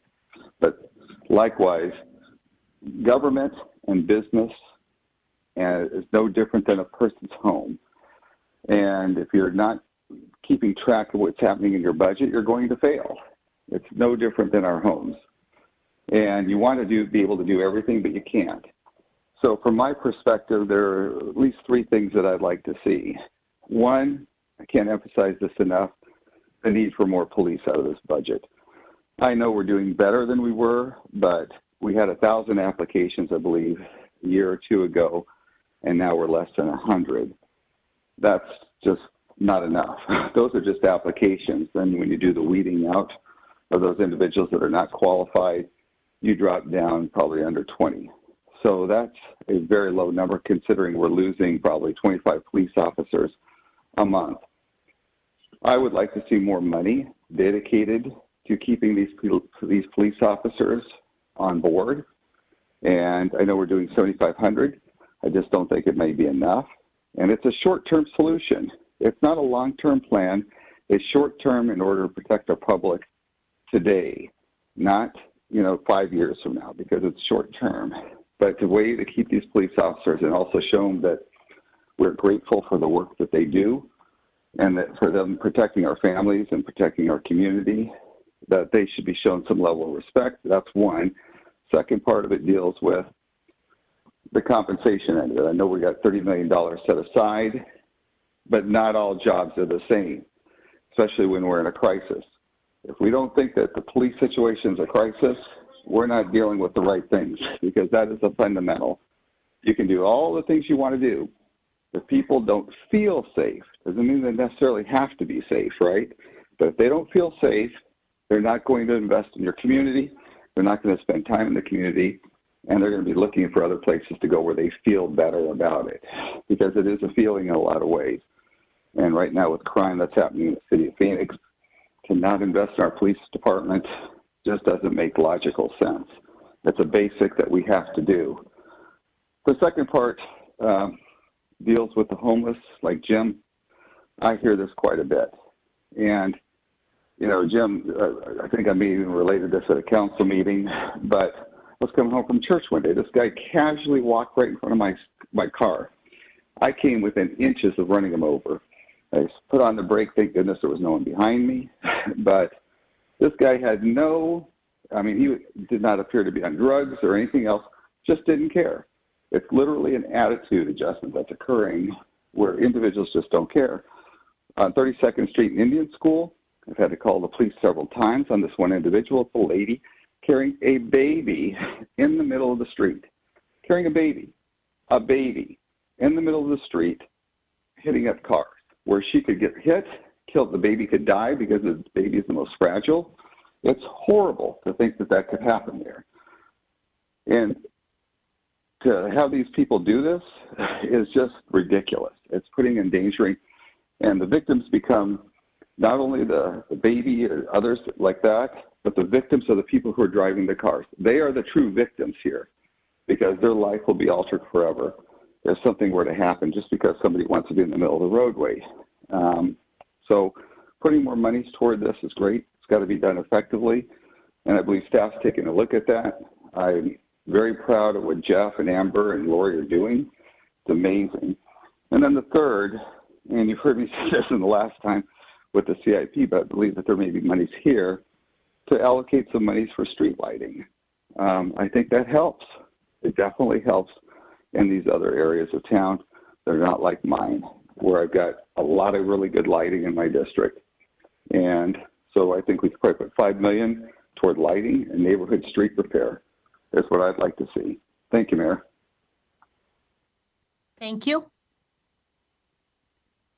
Councilmember Garcia. Thank you, Mayor. I wasn't sure if you could see my hand. I want to thank the staff for putting this budget together. I just want to remind the public and all of us that we're about to go into a process to hear from the people, and I think that's important. I think if we learned anything from the pandemic was that what some may have thought was safety is not, and we've learned a lot of the gaps that we were missing, and also a crucial role that the city could play. And I think I want to remind folks of, some of the food work we did. Obviously, we have in here some of the homeless support and other programs that we had, that I think it's important to remember that pandemic funding is going to go. And so we should definitely think through our values. I think we've said in the past that the budget is the city's value document. And so it's important for us to hear from the people in the next couple of months and to assure that we take into account what's happened in the last couple of years, and that those needs may have shifted.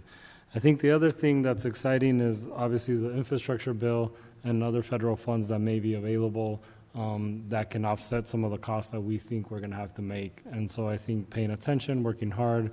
I know our government relations team is working hard to figure that out, and so reminding to have flexibility in that. So maybe we may have some more funds freed up. And so I think a lot of my colleagues mentioned programs that we were also excited about. But again, I think just kind of want to reinforce that we should have our ears open and making sure we go through this process, understanding community needs, and hopefully get to the final budget vote with a sound budget that's addressing those values and those needs that we're seeing. So thank you all so much. Thank you. Councilwoman O'Brien. Thank you so much, Mayor. And I too would like to reiterate Councilman Garcia's point about it is important to hear from our city residents and families. And I would say that it's not only important to talk about what changes you want, but it's important to talk about and let us know what things you might be happy with and want to remain in the budget. So please let us know what you think about the budget and what is important to you, whether it's already in the budget or needs to be added to the budget. And likewise, I want to thank City Manager Jeff Barton and Amber Williamson for taking a conservative approach and having set aside. There are some concerning signs. As Jeff said, if we had a crystal ball, we all might have some things look a little differently and do them differently. I want to make sure that we do look at funding for our police and ensuring that we can provide them with higher wages. It's a little concerning what our pay rates are as compared to our surrounding cities. And as Councilman DeCiccio and both Councilman and as well as Councilman Waring talked about, it's not just about whether or not we're safe, it's about whether or not we feel safe. And that is an incredibly important point. The gated alley program, we've been approached by several of our community members, and so I would support finding additional funds for that program or looking in areas or at grants, however we can offer that. Those funds to our community members is incredibly important. And then I am additionally excited about the funds, or not excited, but happy to see the funds that we're putting forth towards homelessness. That is another issue that we're hearing a lot about at our community meetings. I think in the last month, we've spoken to over 600 people, and that topic comes up every time. So I'm grateful for us looking at ways to provide comprehensive services to help these people get back on their feet and off the streets. So thank you very much, Mayor, for the time. Thank you, Councilwoman. Thank you to all my colleagues. It seems like one of the big messages of today's council meeting is that there's unanimous concern from the Phoenix City Council about housing affordability and combating homelessness. It is a major priority in this budget, and we certainly would welcome other levels of government to step up and join us. Speaking of other levels of government, one level that's of concern and really relevant to this budget is the state legislature and SB 1116, which is a bill related to rental sales tax. It would have a $59 million impact to the city of Phoenix in last budget year. And while we are all concerned about affordable housing, $23 on a $1,000 rent is not going to be the key to this, particularly in Phoenix.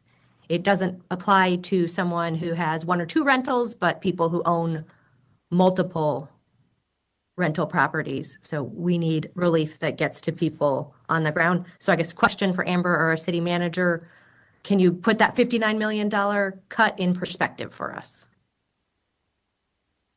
Mayor, members of the council, our revenue budget is roughly $1.6 billion. So if we were to see a cut, and the number that you had mentioned is actually for all funds, not just the general fund. The general fund impact is around $35 million, I believe, if we were to see an elimination of the residential rental tax. So it would be significant when we're talking about a surplus of $76 million, roughly half of that. Would be made up of a cut to residential rental if that bill were to become law. So it is significant. If that were to happen, certainly that's why we have what we're proposing to do. We would have some reserves to absorb that, but that would be an ongoing impact to our revenue. So what we would want to do is look at ongoing ways to offset the loss of the revenue. So with that said, I think that it's, in a percentage basis, it's not a high percent, but it's still significant. It would be roughly $35 million, like I said, to the general fund per year ongoing if that were to be eliminated. And Mayor, I would just add, and Amber, correct me if I'm wrong, because I'm going off memory, which probably isn't good, but just to put it in context in terms of what that would mean operationally, $35 million to the general fund is roughly the size of the library department, general fund-wise. That is a major and important department. And certainly among the priorities in this budget are safety and combating homelessness. So those additions are certainly at risk. Councilman O'Brien has an additional question. Thank you, Mayor. Jeff or Amber, if the governor's flat tax were to go into effect sooner than we anticipate, how would that impact our revenues? Councilwoman O'Brien, Mayor, members of the council, yes, so we have looked at that. If that were to, there is a referendum that's going to be on the ballot in November. If that were actually to take place, keep in mind that our state shared income tax revenues are lagged by 2 years. So the collections that we receive today are essentially based on income tax collections that were received by the state 2 years ago. But if we were to see the actual no income, including in the tax cuts, we would see a change to the revenue of roughly from what we're anticipating, keeping in mind this is 23-24. Right now it's estimated at $350 million. It would go to roughly $386 million. So the reason for that is because there's a urban revenue sharing percentage change that goes along with that increases the allocation that goes to cities from 15% to 18%. So we are monitoring that very closely. Also, the state's Finance Advisory Committee is going to be meeting again on April 7th. They're going to update their projections for urban revenue sharing. So we'll be looking at that as well. And I can get back to your office updated numbers, but these numbers were based on the most recent projections that they provided. Thank you so much, Amber. Thank you, Mayor. Thank you, Councilwoman. Thank you, Amber. As we look at this budget, there's some exciting new investments. I'll echo some of the points my colleagues have made. We definitely need to keep doing more around housing and homelessness. I'm excited to see some of the investments in sustainability with climate action and electric vehicles and cool pavement. It is still a smaller proportion of the new investments than I would like to see. Same is true for economic development and innovation. These are areas where the money we put in can more than pay for itself. We, before the COVID-19 pandemic began, approved a international relations plan that had more than one position in it. I was hopeful we would fully restore that. This budget proposed a partial restoration of that staffing, and that's something where I think it will be truly an investment, and we see those dividends in areas like TSMC and what our folks in CED can accomplish with just a small amount of investment. So I think if we do even more in that area. Same with innovation. I think that is an office that has a chance to leverage resources into our community and really do more. Speaking of leveraging, violence prevention is an issue that is on so many of our minds right now. It looks like President Biden has proposed a budget that will give cities the potential to compete for a lot of resources for community safety. And I would love to see us staff in a way that will help us get our fair share of federal dollars and address some of the very difficult incidents we have faced as a community. So violence prevention, high on my list. With that, do any of my colleagues have any additional comments before we go to the public and hear their reactions to our budget in our budget meetings. Thank you to Jeff and Amber. Speaking of offices where I think more investment could get us a lot of great results, the heat office is one. And this brings us to our final agenda item of today's policy session, the City of Phoenix Heat Response Plan for summer 2022. I will turn it over to our Deputy City Manager, Karen Peters, to introduce this item and to demonstrate to us how a citywide approach really can make a difference. Mayor, just give us a few minutes to get situated here.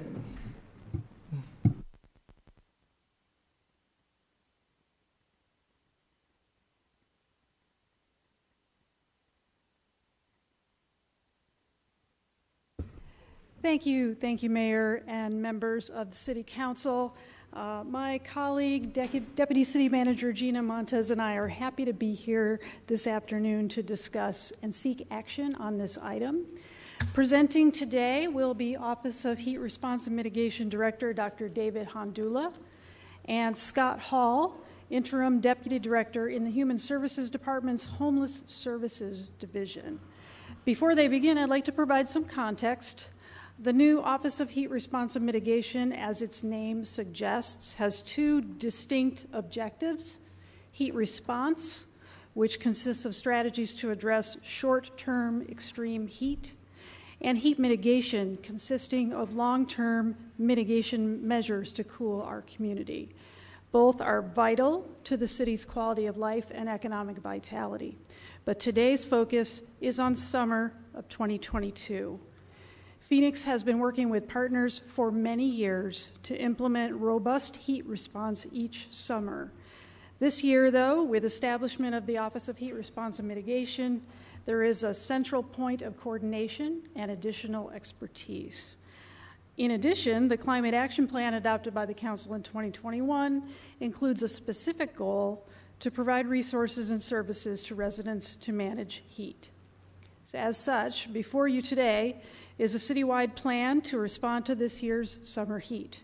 The plan builds upon prior year's work and offers the opportunity to assess overall effectiveness and refine the program over time. With that, I will turn the presentation over to Dr. Hondula. Thank you very much, Karen, and Mayor and members of Council. Good afternoon. I'm proud to be here on behalf of many colleagues to present the city's first comprehensive heat response plan. As Karen suggested, this plan reflects many city programs, including those that have existed for years in the past. It includes concepts from other plans, including the aforementioned Climate Action Plan, the recently passed Hazard Mitigation Plan, as well as strategic community initiatives like the Nature's Cooling System project that was convened by our partners at the Nature Conservancy a few years ago. We are here motivated by the public health impacts of extreme heat that we are seeing in the community. The Maricopa County Department of Public Health tracks and reports heat-associated deaths in our community. And as you can see, looking at data from the period since 2014, heat-associated deaths in our community have risen dramatically, more than a 450% increase. Most years, the city of Phoenix has the highest per capita rate of heat-associated deaths in the county, a standing that we'd like to change. The increase that you see here, I'll note, is well ahead of what we would expect based simply on population growth. The reporting that the County Health Department does gives us a chance to understand more specifically the circumstances and details associated with those who fall victim to extreme heat. Of the 338 cases that occurred in Maricopa County last year, 196 had a place of injury within the City of Phoenix or occurred to City of Phoenix residents. They were overwhelmingly associated with an outdoor place of injury and overwhelmingly among men. While seniors are traditionally identified as being a high-risk group for heat-related illness, it's also important to recognize that in the City of Phoenix, many cases occur among those who might be more appropriately classified as middle age. And as we see every year, about 2/3 of cases occur among individuals who have some indication of substance abuse or those experiencing homelessness. A typical case that we read in the death scene investigations from the county has an individual who's found behind a wall, behind a fence. Our first responders respond on the scene quickly, but often it's too late. And subsequent investigation reveals that these individuals often do not have access to regular shelter and have some dependency on substances, which suggests that perhaps the greatest return on investment we can make as we think about our citywide efforts is to invest in solutions that will help these individuals who don't have regular shelter and may be battling challenges with substance abuse. With respect to spatial patterns, the map that we see here shows 1 square mile blocks. And every block you see is a place where we've had at least one heat-associated death in the city of Phoenix in 2020. The first pattern I'd like to draw your attention to is that these heat-associated deaths happen all across the city, from the southern border to the northern and from the eastern to the western. This is truly a citywide problem. But we can also see that there are certain areas that have a higher concentration of heat-associated deaths, and some of them are appearing on the slide now. These include the area around Sunny Slope, area near the intersection of Indian School and Interstate 17, and an area broadly defined as the downtown core. These places have a 14 times higher rate of heat-associated death than the entirety of the rest of the city. Again, focusing our efforts in these areas and on certain populations is our best chance to move the numbers in the right direction. Responding to these heat-associated calls also draws on city resources. We're looking here at the daily call volume in the month of June last year to the Phoenix Fire Department. And on average, there were about 675 calls that Phoenix Fire Department received. Now adding to this graph, daily temperature in the month of June last year. Last June averaged about 108 degrees Fahrenheit. I'll draw your attention to these high bars in the middle of the plot. This was a 6-day heat event we had last summer when temperatures exceeded 115 degrees each day. During this period, there was a 10% increase in the call volume across all different call categories that the Phoenix Fire Department received. And these 5 days all ranked as 5 of the top 22 for the entirety of calendar year 2021. Simply put, when it gets hotter, there's more demand for service in the community. Recognizing these needs, we've been working since we started last fall to convene a citywide heat response team, and this includes departments across the entirety of the organizational structure. I'd like to thank so many colleagues who have contributed their input to bring this plan before us today. For just a brief perspective on the timeline, as Karen noted earlier, we really kicked off this process in November with a cross-departmental meeting. Since that time, we've been meeting with departments, gathering available data, understanding what additional resources might be available to bring to bear on this problem. We had the chance to present to the Community and Cultural Investment Subcommittee on February 2nd and appreciated the input from subcommittee members. After that meeting, we really accelerated our dialogue with external partners and also moved into program preparation. We're here before you today requesting approval of the plan and another action item we'll hear about shortly. Our goal is to have select programs ready for early implementation in April, should weather conditions warrant, and we'd like to have all programs operating in May and June. So what's in the plan?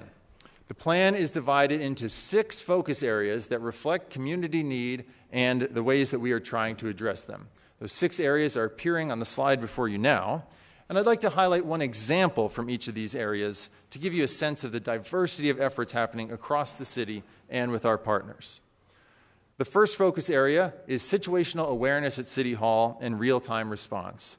We are working to build an ecosystem of data resources, including health data, weather data, and information about community inquiries to be able to adjust what we're doing as the summer progresses in real time. This includes changing the messages we might be distributing to the public, changing the way particular programs are operating, and also using these data to understand how well our programs are succeeding. And we're so happy to have a wide network of partners at the table to help make this possible, including early stage conversations with Google about a pilot program that would leverage their tremendous search capability to help us understand the pulse of the community in real time. Our second focus area is public engagement, communications, and outreach. And a pillar of our citywide efforts for heat response in the past, and will again be this summer, is our We're Cool volunteer program. I'd like to thank colleagues in the volunteer program office who have made this program such a success. This year, with feedback from volunteers in the past, we are refining the focus for our outreach effort to target areas with unsheltered neighbors in our community, as well as at city trailheads, which we know pull on our city first responder resources. Also, a tremendous example of cross-departmental collaboration are volunteer teams, which historically have had community emergency response team volunteers with our fire department will now be joined by staff from the city's homelessness services team to provide more comprehensive answers to questions that residents might have, as well as direction to more comprehensive resources. I'll also note that just this week, this volunteer opportunity went live on our city volunteer portal, and everyone is encouraged to sign up by visiting Phoenix.gov/volunteer. Our third focus area is publicly accessible cool space and drinking water. The City of Phoenix has been a longstanding partner of the Regional Heat Relief Network that's coordinated by the Maricopa Association of Governments.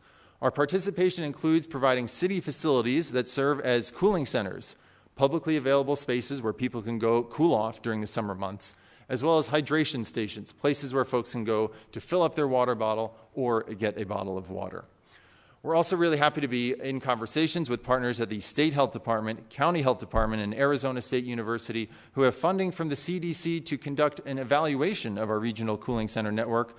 And that's an exciting conversation that we think will help us understand where additional facilities are needed in the area and what types of services should be offered at them to better meet community need. As of our kickoff meeting with the Maricopa Association of Governments just last week, it's our understanding that the goal is to have the Heat Relief Network map online by May 1st, and MAG is opening the portal for candidate sites to participate in the Heat Relief Network next week. We are ahead of the game in that we've already started conversations across departments to confirm which city facilities will be able to participate this year and what their operating hours and days of week will be.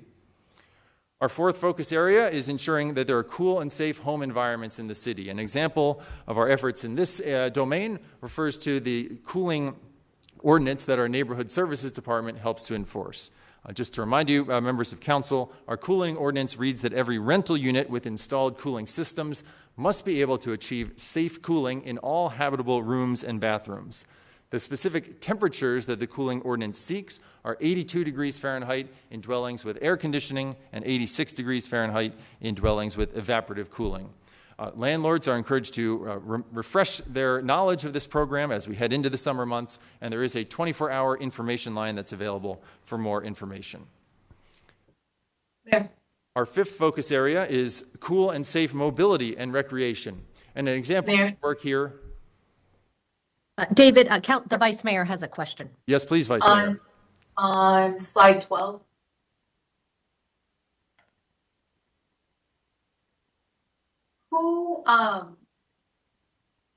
Who determined the 82 and the 86 with air conditioning and the 86 with evaporative cooling? Is that the section 39-5 that determines that or dictates that? Thank you, Vice Mayor, members of council. Those temperature indications are indicated in the city ordinance. Not exactly remembering when that was adopted by the city council, but that's where those temperature designations are indicated. Okay, so then that could be adjusted then. Yes. We could adjust that. Yes. And the reason why I'm saying that is when 82 is high, and it's warm, and I know that from experience, and so I would like to relook at that.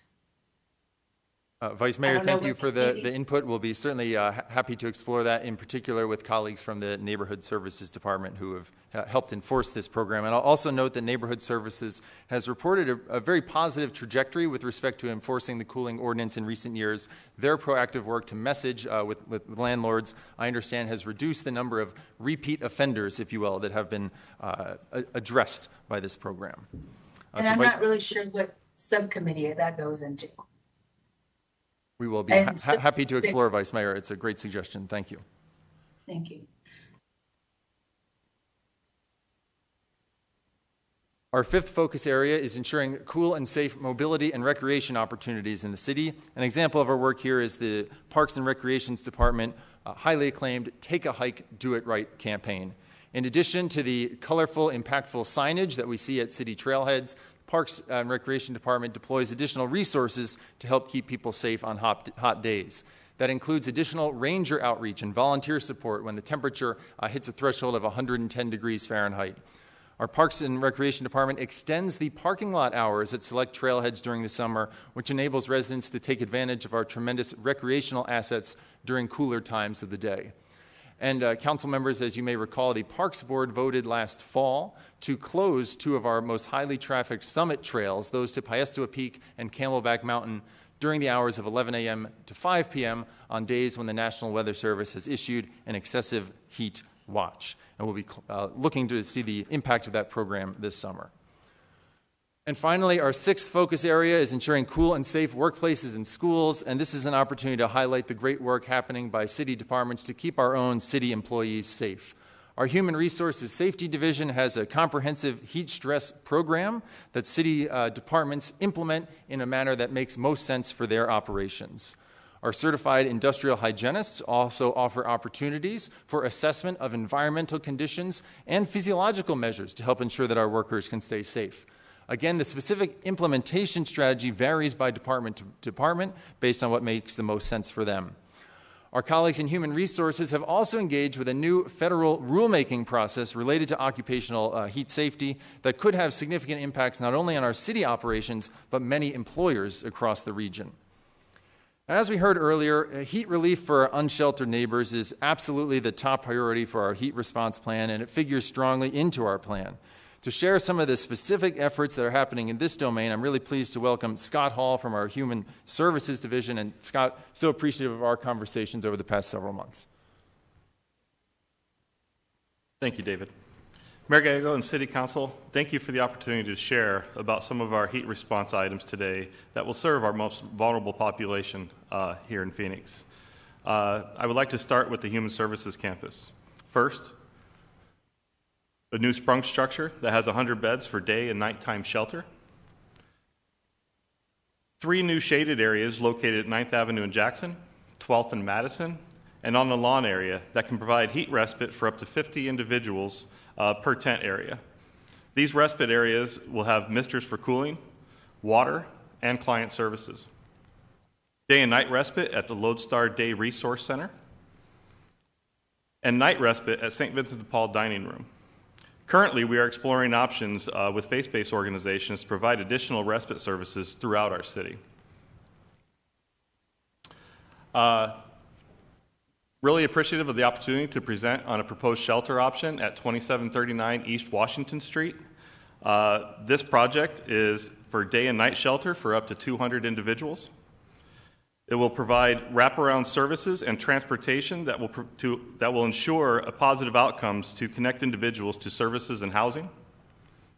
This is a collaborative project with the City of Phoenix, Maricopa County, Arizona Department of Economic Security, and the Valley of the Sun United Way. We are requesting $2.6 million in ARPA funding for this unique opportunity. This funding request is for May 2022 through October 31st, 2022. In the future, we will be requesting additional funding for the continued operation of this project as we show success of the program.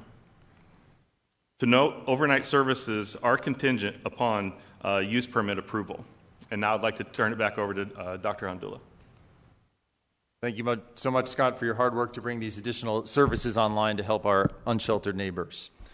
Council members, as you saw in the plan, there are 3 goals for summer 2022.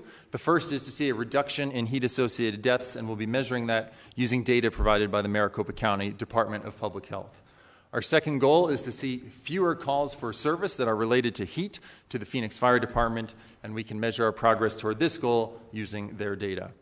And finally, our third goal is to evaluate each and every single one of our heat response programs and services. We are asking departments to collect data as best possible this summer to indicate program impact, and we'll also be conducting post-season interviews with program administrators, community partners, and those who are impacted by these programs to understand what we might be able to do better next year and what additional resources are needed to make those improvements happen. Looking to the future, we recognize that what's in front of you as the 2022 heat response plan is just a first step. We know that there are opportunities and priorities for future investment. Among those that we've heard in conversations with council offices, from staff and community partners, are expanding access to drinking water in the public domain, ensuring that our cooling centers have backup power in the event of a prolonged summertime outage, providing real-time weather information and other real-time messaging capability at busy city trailheads, increasing the accessibility of cooled space at the overnight hours and on the weekends. This has been a recurring concern since the first cooling center evaluation was done in our region in 2014. And finally, in partnership with Arizona State University colleagues, we've been in some interesting conversations about financial tools that might be available to the city to help us manage any risks related to heat and be able to deploy additional resources should significant heat emergency arise. With that, it's my pleasure to turn it over to Deputy City Manager Gina Montes to wrap us up. So, Mayor and Council, staff recommends the approval of the City of Phoenix 2022 Heat Response Plan, including the allocation of $2.6 million in American Rescue Plan Act funding to support a new shelter at 2739 East Washington Street. And with that, we're available for discussion and questions. Wonderful, thank you. I will go to the member of the public who is here to make a comment and then turn to the Vice Mayor for a motion. So Eric Brickley is here to comment on this agenda item. Hello, thank you to all that can hear me. I'm Eric Brickley. I help run Feed Phoenix. We're a nonprofit down here dedicated to supporting folks experiencing food and housing insecurity. We work directly with folks on the street. I'm speaking to voice my support for the resources directed at the extreme heat response and the work done by the new department. I do appreciate that. For the last 2 summers and starting for this third one, our all volunteer team has been proactively targeting these areas with water and ice. And as Mr. Hundul already said, we're partnering, we're looking at data to find specific hotspots to do this, right, with partners in the community, ASU, other nonprofits. And we're doing some research around that at ASU as well. So I'm asking today, actually, if some of the funds allocated for heat relief could be given directly to community organizations. They're already doing this work and have been. Along with our team, there are other groups that are also funding their work with their own money, and a modest amount of $5,000 or $10,000 will go a long way when shared with a grassroots organization, and helps reach people who are generally harder to find.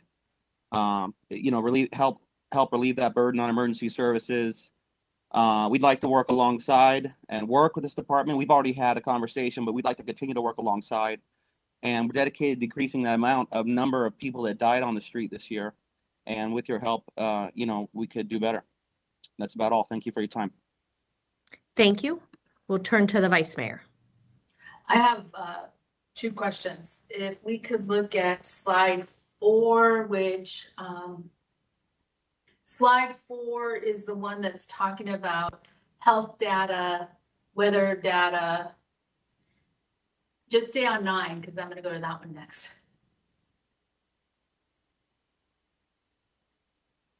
Oh, it's not. It's this one. How are you collecting the health data? Vice Mayor, thank you very much for the question. The answer to this question depends on the specific source of the health data. In some cases, the reporting has very long lag times that, for example, leave us in the next spring without a comprehensive understanding. But both the county and state health department do participate in some surveillance systems that collect data from hospitals in the region that give us a sense in real time of what % of admissions to those hospitals are heat related. That's one example of information that will be available in quasi real time to us. In addition, our Phoenix Fire Department data are available essentially instantaneously, and they're posted to the public just 7 days after they come in. Okay, and all this data is going to be stored where, and how does it communicate then with all our other programming? I think of Phoenix Cares. I think of the new group that's coming on in the unsheltered piece. How is all this data going to be able to work with different elements? I guess is what I'm trying to say as I'm thinking as I talk. Vice Mayor, Mayor and members of council, thank you for the question. The simple answer is that I will be a frequent guest in your inbox this summer, Vice Mayor. It's the role of our office to serve as the aggregator and synthesizer of this information. We'll, of course, be customizing our engagement with council offices and various departments depending on the patterns we're seeing in the data, but we're planning to have a weekly digest out to all of the relevant parties. while remaining mindful of some of the privacy and sensitivity issues that come with certain data streams that we'll be looking at. But we do plan to be aggregating, synthesizing, and having information in your inbox and to community partners. Thank you. Appreciate it. I move the motion, or I make the motion. Staff recommends approval of the City of Phoenix 2022 heat response plan, including allocation of $2.6 million and the American Rescue Plan Act funding to support a new shelter at 2739 East Washington Street, and adding additional dollars with community groups. I don't know if in the 2.5 or the 2.6 as Feed Phoenix, because I've worked with them all last summer, how we would tie that in with some of our naturally on the ground organizations. Vice Mayor, Mayor, members of the council, a couple of things. So the consistency that you hear us talking about here with what David is working with will be a theme that was also, you saw bits and pieces of it in the trial budget. You will also see more of that on April 12th when we bring back the ARPA conversation as well. Okay, so should I bring that to that date, or? Yes, Vice Mayor. What are you recommending? Yeah, okay, yeah. So then I will do that on that date. Thank you. So your motion then is staff recommendation? Correct. Great. Do we have a second on the Vice Mayor's motion? Second. Wonderful. Thank you. We'll go to Councilmember Garcia and then Councilwoman Ansari. Thank you, Mayor. And thank you all so much for bringing the plan forward and doing it so early. I think we're definitely going to see the impact. I really like the idea of the caller, of you know, we had a conversation about a coordinator or figuring out how we can get volunteer groups to come together, but hadn't really thought through what a potential micro grant program or something like that would look like. I think it would be interesting to explore. And I also just want to say before I move on to the shelter piece of it, that I do, not that we're not taking it serious or that it's just an exploration period, but I really, as your first full-time year being in this and the heat office being there, I really do think the data is important. Figuring out what else we can do and really learning is going to be the priority. Obviously, doing things to save lives as well.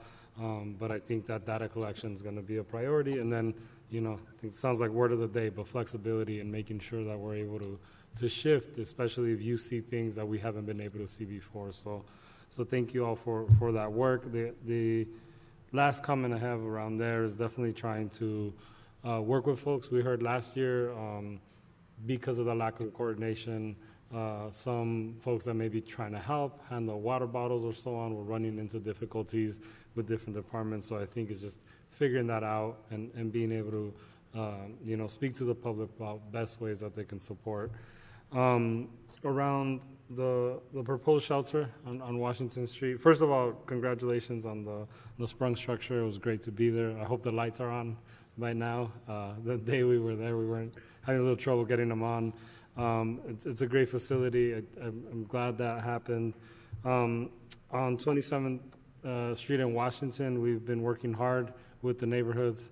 Was with a group of neighbors yesterday until about 8:30 p.m., still trying to figure out the issues. And running into a situation very similar. I think we had a similar situation with streets a couple months ago where we were proposing a bike path, but it was hard to propose a brand new shiny bike path when there were still potholes and there's still missing sidewalks and so on. And I think as we've had these conversations over the last 2 weeks, there's definitely gaps and other needs that the community surrounding the shelter have, which I think, especially as we're, you know, more folks are going to be coming towards the area. I think two things. One is making sure we focus on the area for outreach. And then two, what are other things that might be needed around the area regarding safety or being able to work alongside with the shelter. Really, you know, we've gone from folks that are pushing back on it to folks who, I think, you know, that have walked the area that are saying the day it opens, I'm going to come volunteer because I want to help, but also understanding the issues they may be having in the neighborhood. I'm really excited also about the project because I think the mayor mentioned it earlier. When we're working on this issue, we're really trying to figure out partnerships. And so for the second time in the last couple of months, we'll be able to partner with the county and a great organization, St. Vincent de Paul, to be able to support us. So it's not the city of Phoenix taking on the entire thing. It's actually a team approach where we're having the county, St. Vincent de Paul, and other folks come in. I hope this also is helpful to some of our other services and other partners such as CBI or folks that might not be able to, don't have places to go for outreach and so on. And the last thing I would say, definitely Scott, under your leadership, I see the idea coming together, or this place being able to kind of use it as a pilot, or the ability to really surround folks with services in a way that can be replicated in other parts of the city. And so we're committed, working hard with the neighbors. I know we're still contingent on the use permit. We're trying these conversations. For neighbors that may be watching, we'll be having a meeting next week, and we have that out on our social media, and we'll have that invite. But thank you again all for the work. I really think we're going to save lives. We're going to help a lot of people, and excited particularly for the shelter to try new things. So thank you all. Thank you, Councilwoman Ansari. Thank you so much, Mayor. First of all, thank you to David, Karen, Scott, and Gina. Like Councilman Garcia said, I can't really put into words how instrumental you've been. I know my team and I have been in touch with some or all of you every single day, it seems, and your work has been absolutely critical. So I'm just really grateful that we're even having this conversation so early. So I do have a number of comments and questions. We know this past weekend we hit our first 95-degree day. And I think for me, whenever I think about rain or extreme heat, the first people I think about are the unsheltered residents across Phoenix. While last Friday we did get to celebrate the opening of the Sprung structure, which I think everyone will remember we voted on about a year ago, a little bit less than a year ago. If it's 100 people, and at that time, it would have made a dent in about 50% of our homelessness crisis around the Human Services campus. At that time, we had about 200 people living out there. Again, it's now over 1,000. So it will only be able to serve about 10% of those who need our help. So all that to say, we really, really need to double down on efforts before it gets completely unmanageable. So a few of the points that I wanted to touch on and have questions about. First, David, it's about the situational awareness at City Hall and the real-time response piece of it. So I've mentioned having a dedicated hotline for heat response before, so I'm glad to see the cross-departmental efforts being put into something like this.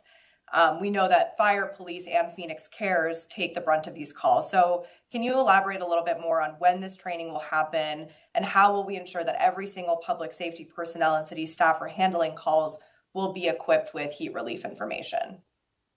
Thank you, Councilwoman Ansari, for the excellent question. Councilwoman, Mayor, and Council, as the Councilwoman alluded to, this is a multi-pronged conversation with respect to real-time awareness. We have already had an introductory conversation with our colleagues at 311, and we anticipate having training with their staff over the next month, so we can ensure that anytime the phone rings there, we can provide a streamlined response for city services. You also mentioned our various first responder groups, so we've been in conversation there with leadership, and there's some really exciting opportunities, whether it's respect to connecting data systems to ensure that our first responders have information about cooling centers, to providing resources on vehicles. Those conversations are in progress as we speak. And we're moving as quickly as we can to ensure that all those pieces are ready to go. So you're confident that all of these various departments will be ready to go by May 1st, you said? Our goal is to have as many programs as possible operating as we move into May. The specific date will the specific date will depend on the program. For example, our city pools typically don't open as early as May 1st. But we know that the heat is coming. We know it's already been hot, so we're moving as quickly as possible. And as we are evaluating how these programs are working this summer, I wouldn't be surprised if we are back here at this meeting next year having identified some additional investment opportunities, including support for first responders to play an even more active role in heat response. Okay, great, thank you. So that leads to my second question around accessibility and signage, because it goes back to this point around how are we going to make sure that the people who need our help most know about this vast variety of services that we do have and are providing. So I'm glad that we're investing in the signage for heat relief stations. I think from my perspective last year, we did a very bad job with that, with the services that we did have. I think, we have apps, we have different things, but that folks who are unsheltered don't have access to. And even with the cooling bus that we had a very small sign. So I guess also back to the point around flexibility, can you talk a little bit more about the signage? How we'll make sure that people know about the 3 shade structures that Scott talked about? And maybe this is a question for Scott.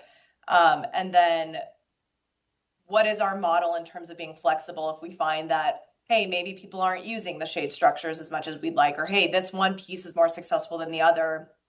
Let's amplify that. I mean, how are we going to be flexible, not just for next year, but this summer as we see what's working and what's not working? Councilwoman, thank you for the question, and I feel your pain with respect to the cooling center signage. When program evaluators from ASU and the county health department and state health department couldn't find cooling centers in 2014 when they were getting out of their air-conditioned vehicle to evaluate the cooling center on assignment. That was a clear indication that we've been falling short in this topic regionally, and we're really excited to be able to deploy some of our resources to help.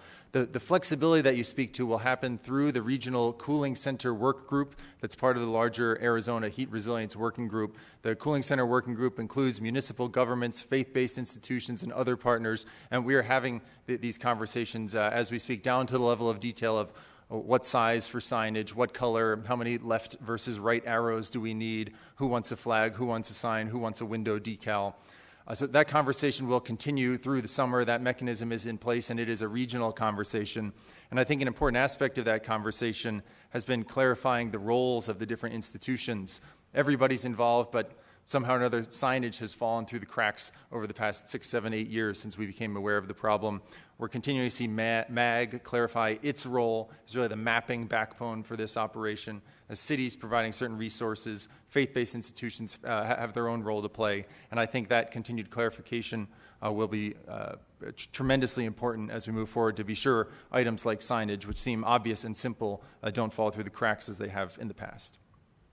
Okay, and that's helpful for signage, but just in the overall plan as well, what happens, and I'm optimistic that this plan is going to make a difference and reach the goals that you mentioned, like reducing the number of heat-related deaths. But what if we hit June 1st and we are on par with last year when it comes to heat-related deaths? How are we going to be flexible and adapt and deploy new resources that maybe we didn't while council, or that's July when council is on recess, but you know what I mean? Like, how are we going to be flexible to make sure we can do everything we can if things aren't going as well as we hope? Councilwoman, thank you for the question. I think our experience in COVID shows the potential to succeed in this area as we see additional demand. When the pandemic first set in, it wasn't clear that we'd be able to have any cooling centers open that summer.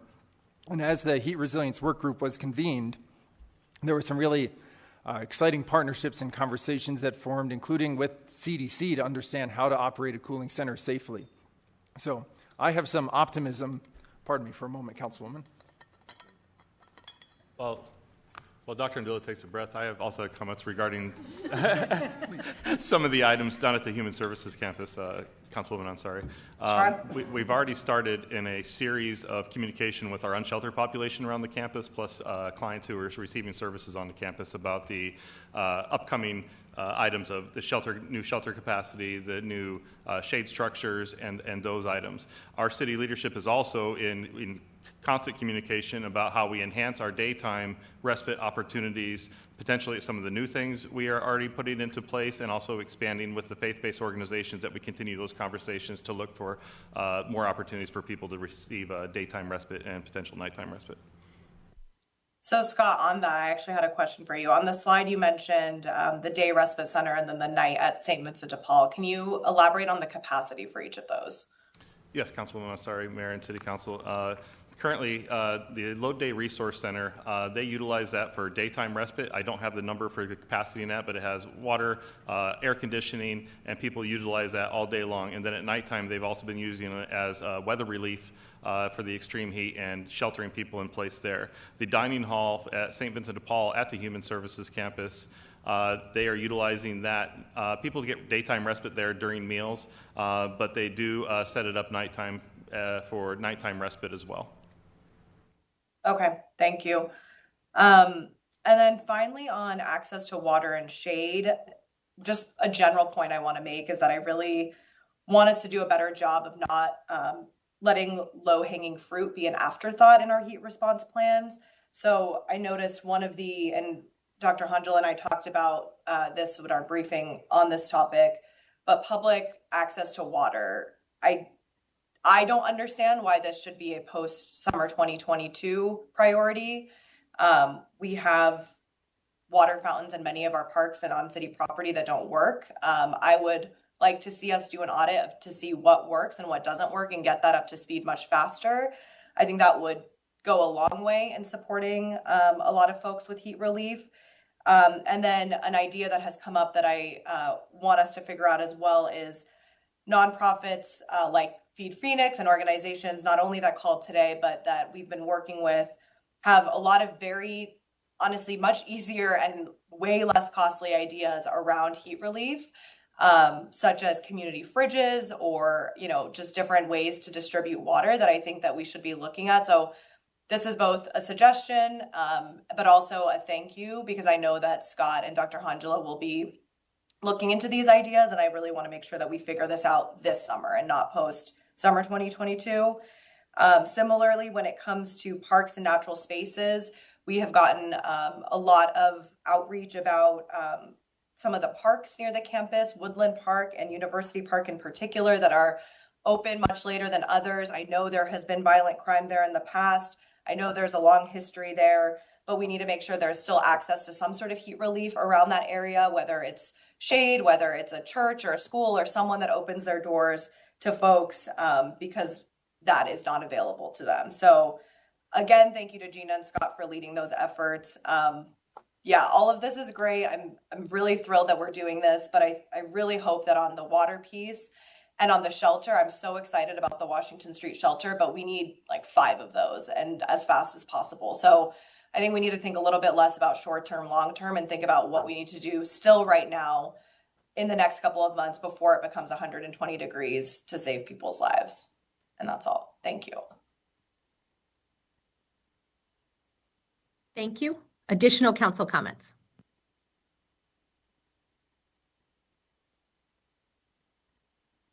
Councilwoman Guardado. Oh, thank you, Mayor. Well, first, I wanted to start off by thanking the team for this presentation. This is something that's been very needed. And also, as well, wanted to applaud Councilmember Garcia and his team for leading the way for a heat respite area in their district. And just to top that off, I just wanted to emphasize how important it is for staff to be ahead of the curve on community outreach, so we limit setbacks on getting it open while also addressing the community needs. It is critical this facility is an asset to the surrounding area, and that we ensure that we are good neighbors.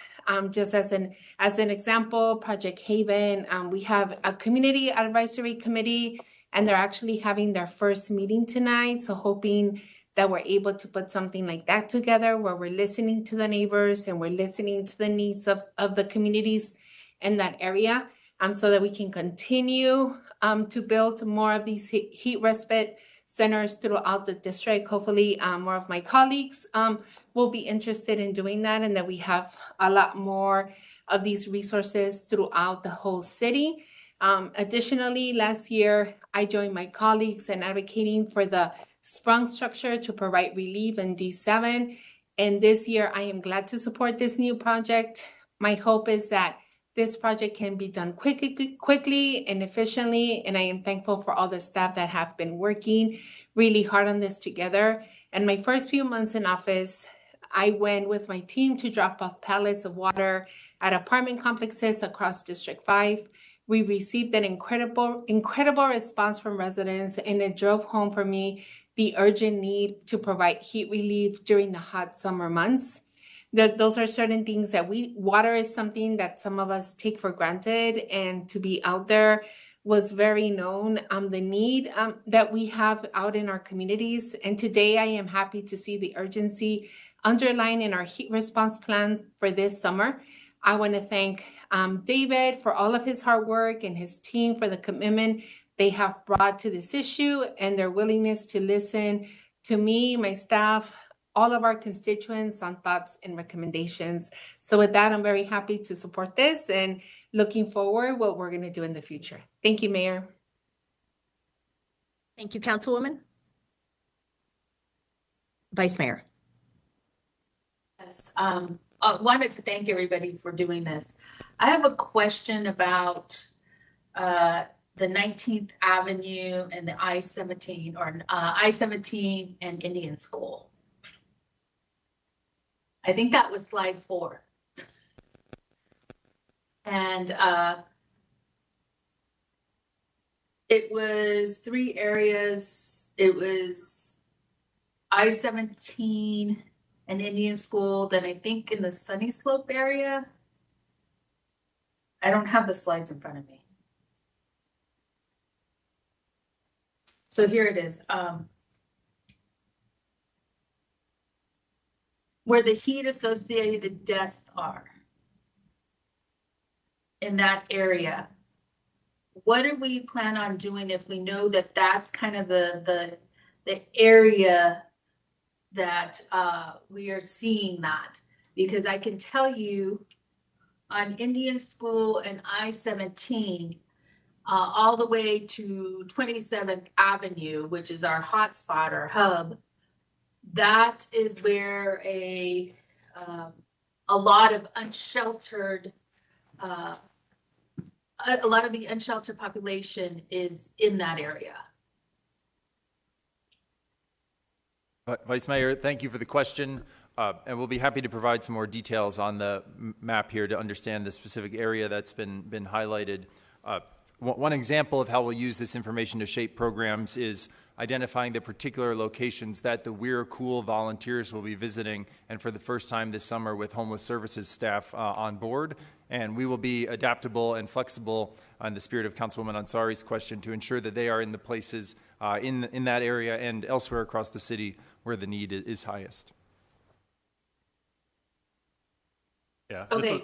And I'm sorry. Go ahead. I'm sorry, Vice Mayor. Yeah, this was a specific conversation Dr. Handul and I had was how do we get the appropriate resources out to these specific areas? Because the first conversation was, well, the largest number is around the unsheltered population, but we have adequate outreach and resources for this type of effort there. We didn't for these areas you just identified. So these outreach efforts that we'll be having our outreach team go along with to provide the homeless services piece is exactly what we plan on doing to respond to these specific areas. Okay, because I make a recommendation is it's the I-17 Indian School to 27th Avenue all the way up to Camelback or Bethany.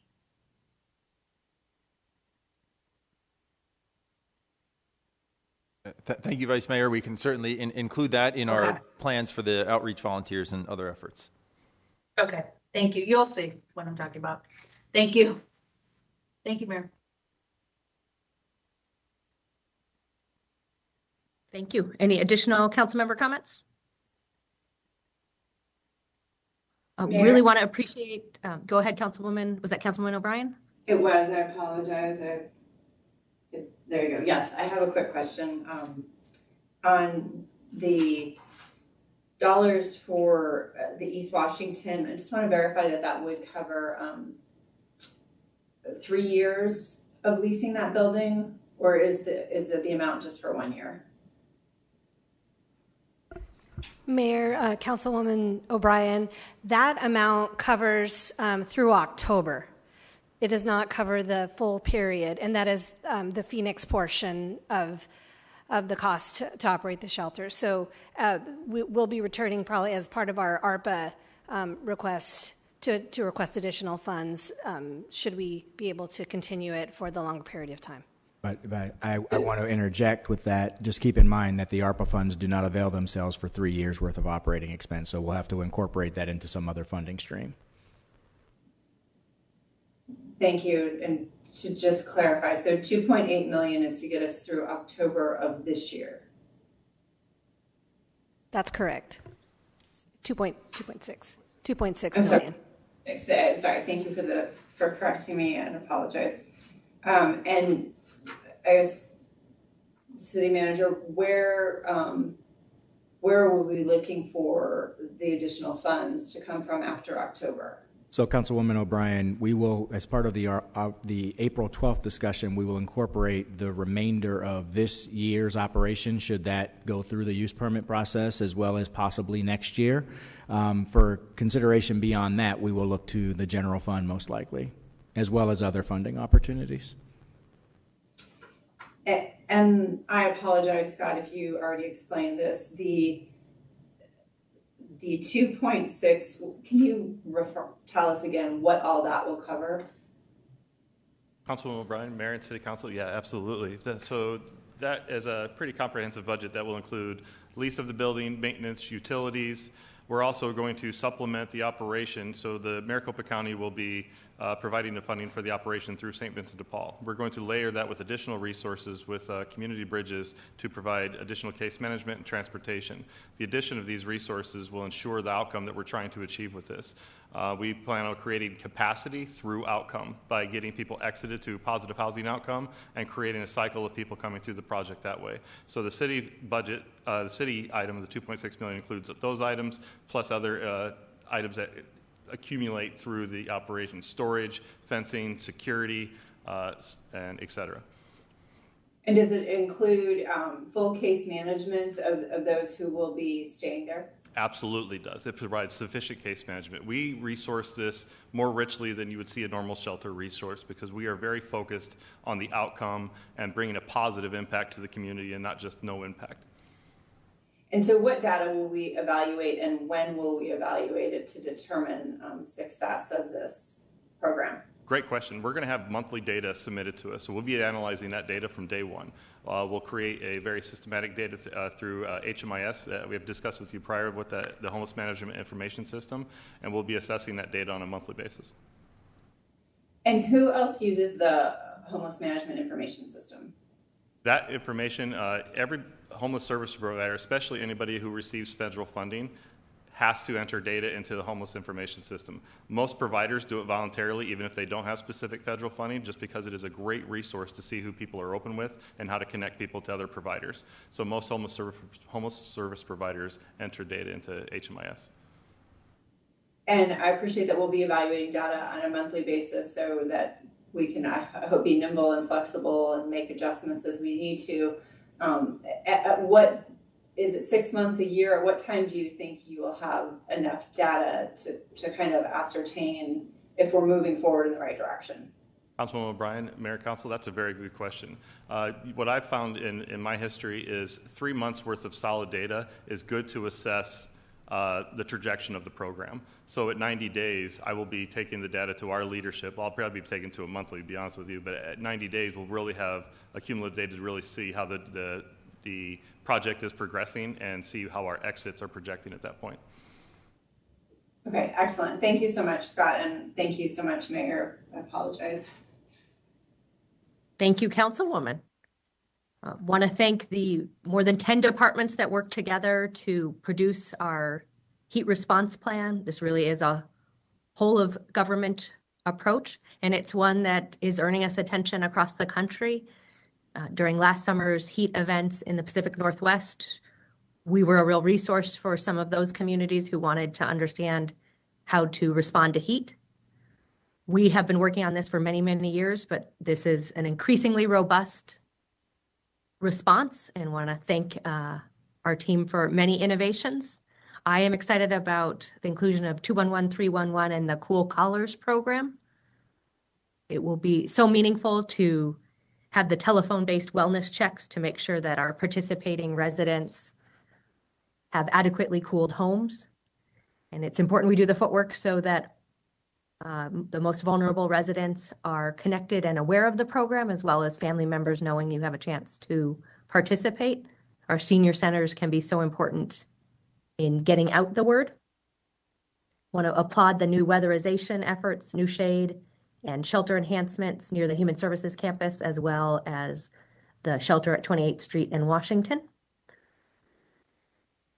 I also applaud the work that integrates heat mitigation and other investments, such as the arts and culture work with local artists to create attractive shade structures.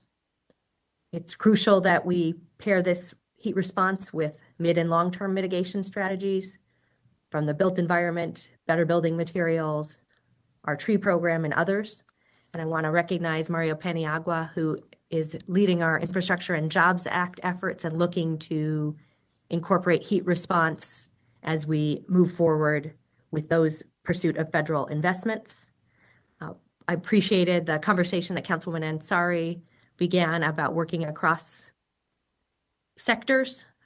I had an opportunity to go out with our Community Assistance CAP program and saw firsthand how heat resources would be something that they could deploy effectively. The last woman we visited had pretty significant challenges in that area, so hopefully we can work together. Also want to clarify that the facility in Washington is a short-term solution. That land is going to be part of some airport economic development in the long term, and so it would be wonderful to have a network of smaller facilities throughout the city, which Councilwoman Guardado just alluded to. Also want to clarify that to me, life safety is very important, and we got to look at code compliance in everything we do. So that is very, very important, particularly in any facility where people will be overnight. And I hope that we also make some investments. I understand that we have some artists who might be willing to partner with us on that facility to make it more welcoming, which seems like good news. I like the idea of micro grants. I think our community can come up with some great solutions and even more innovation. So I'm hopeful that that can move it forward at our April council meeting on American Rescue Plan. With that, let's go to roll call on Councilwoman Pastor's or Vice Mayor Pastor's motion. Ansari. DeCiccio. Yes. Garcia.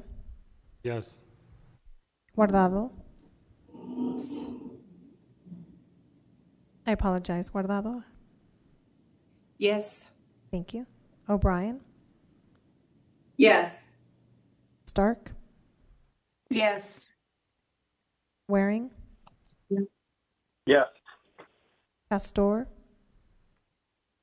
Yes, yes, and woohoo, we got it. Gallego. Yes. Passes 9-0. The Phoenix City Council has unanimously adopted our heat response plan for this summer. Thank you to all involved. We are adjourned.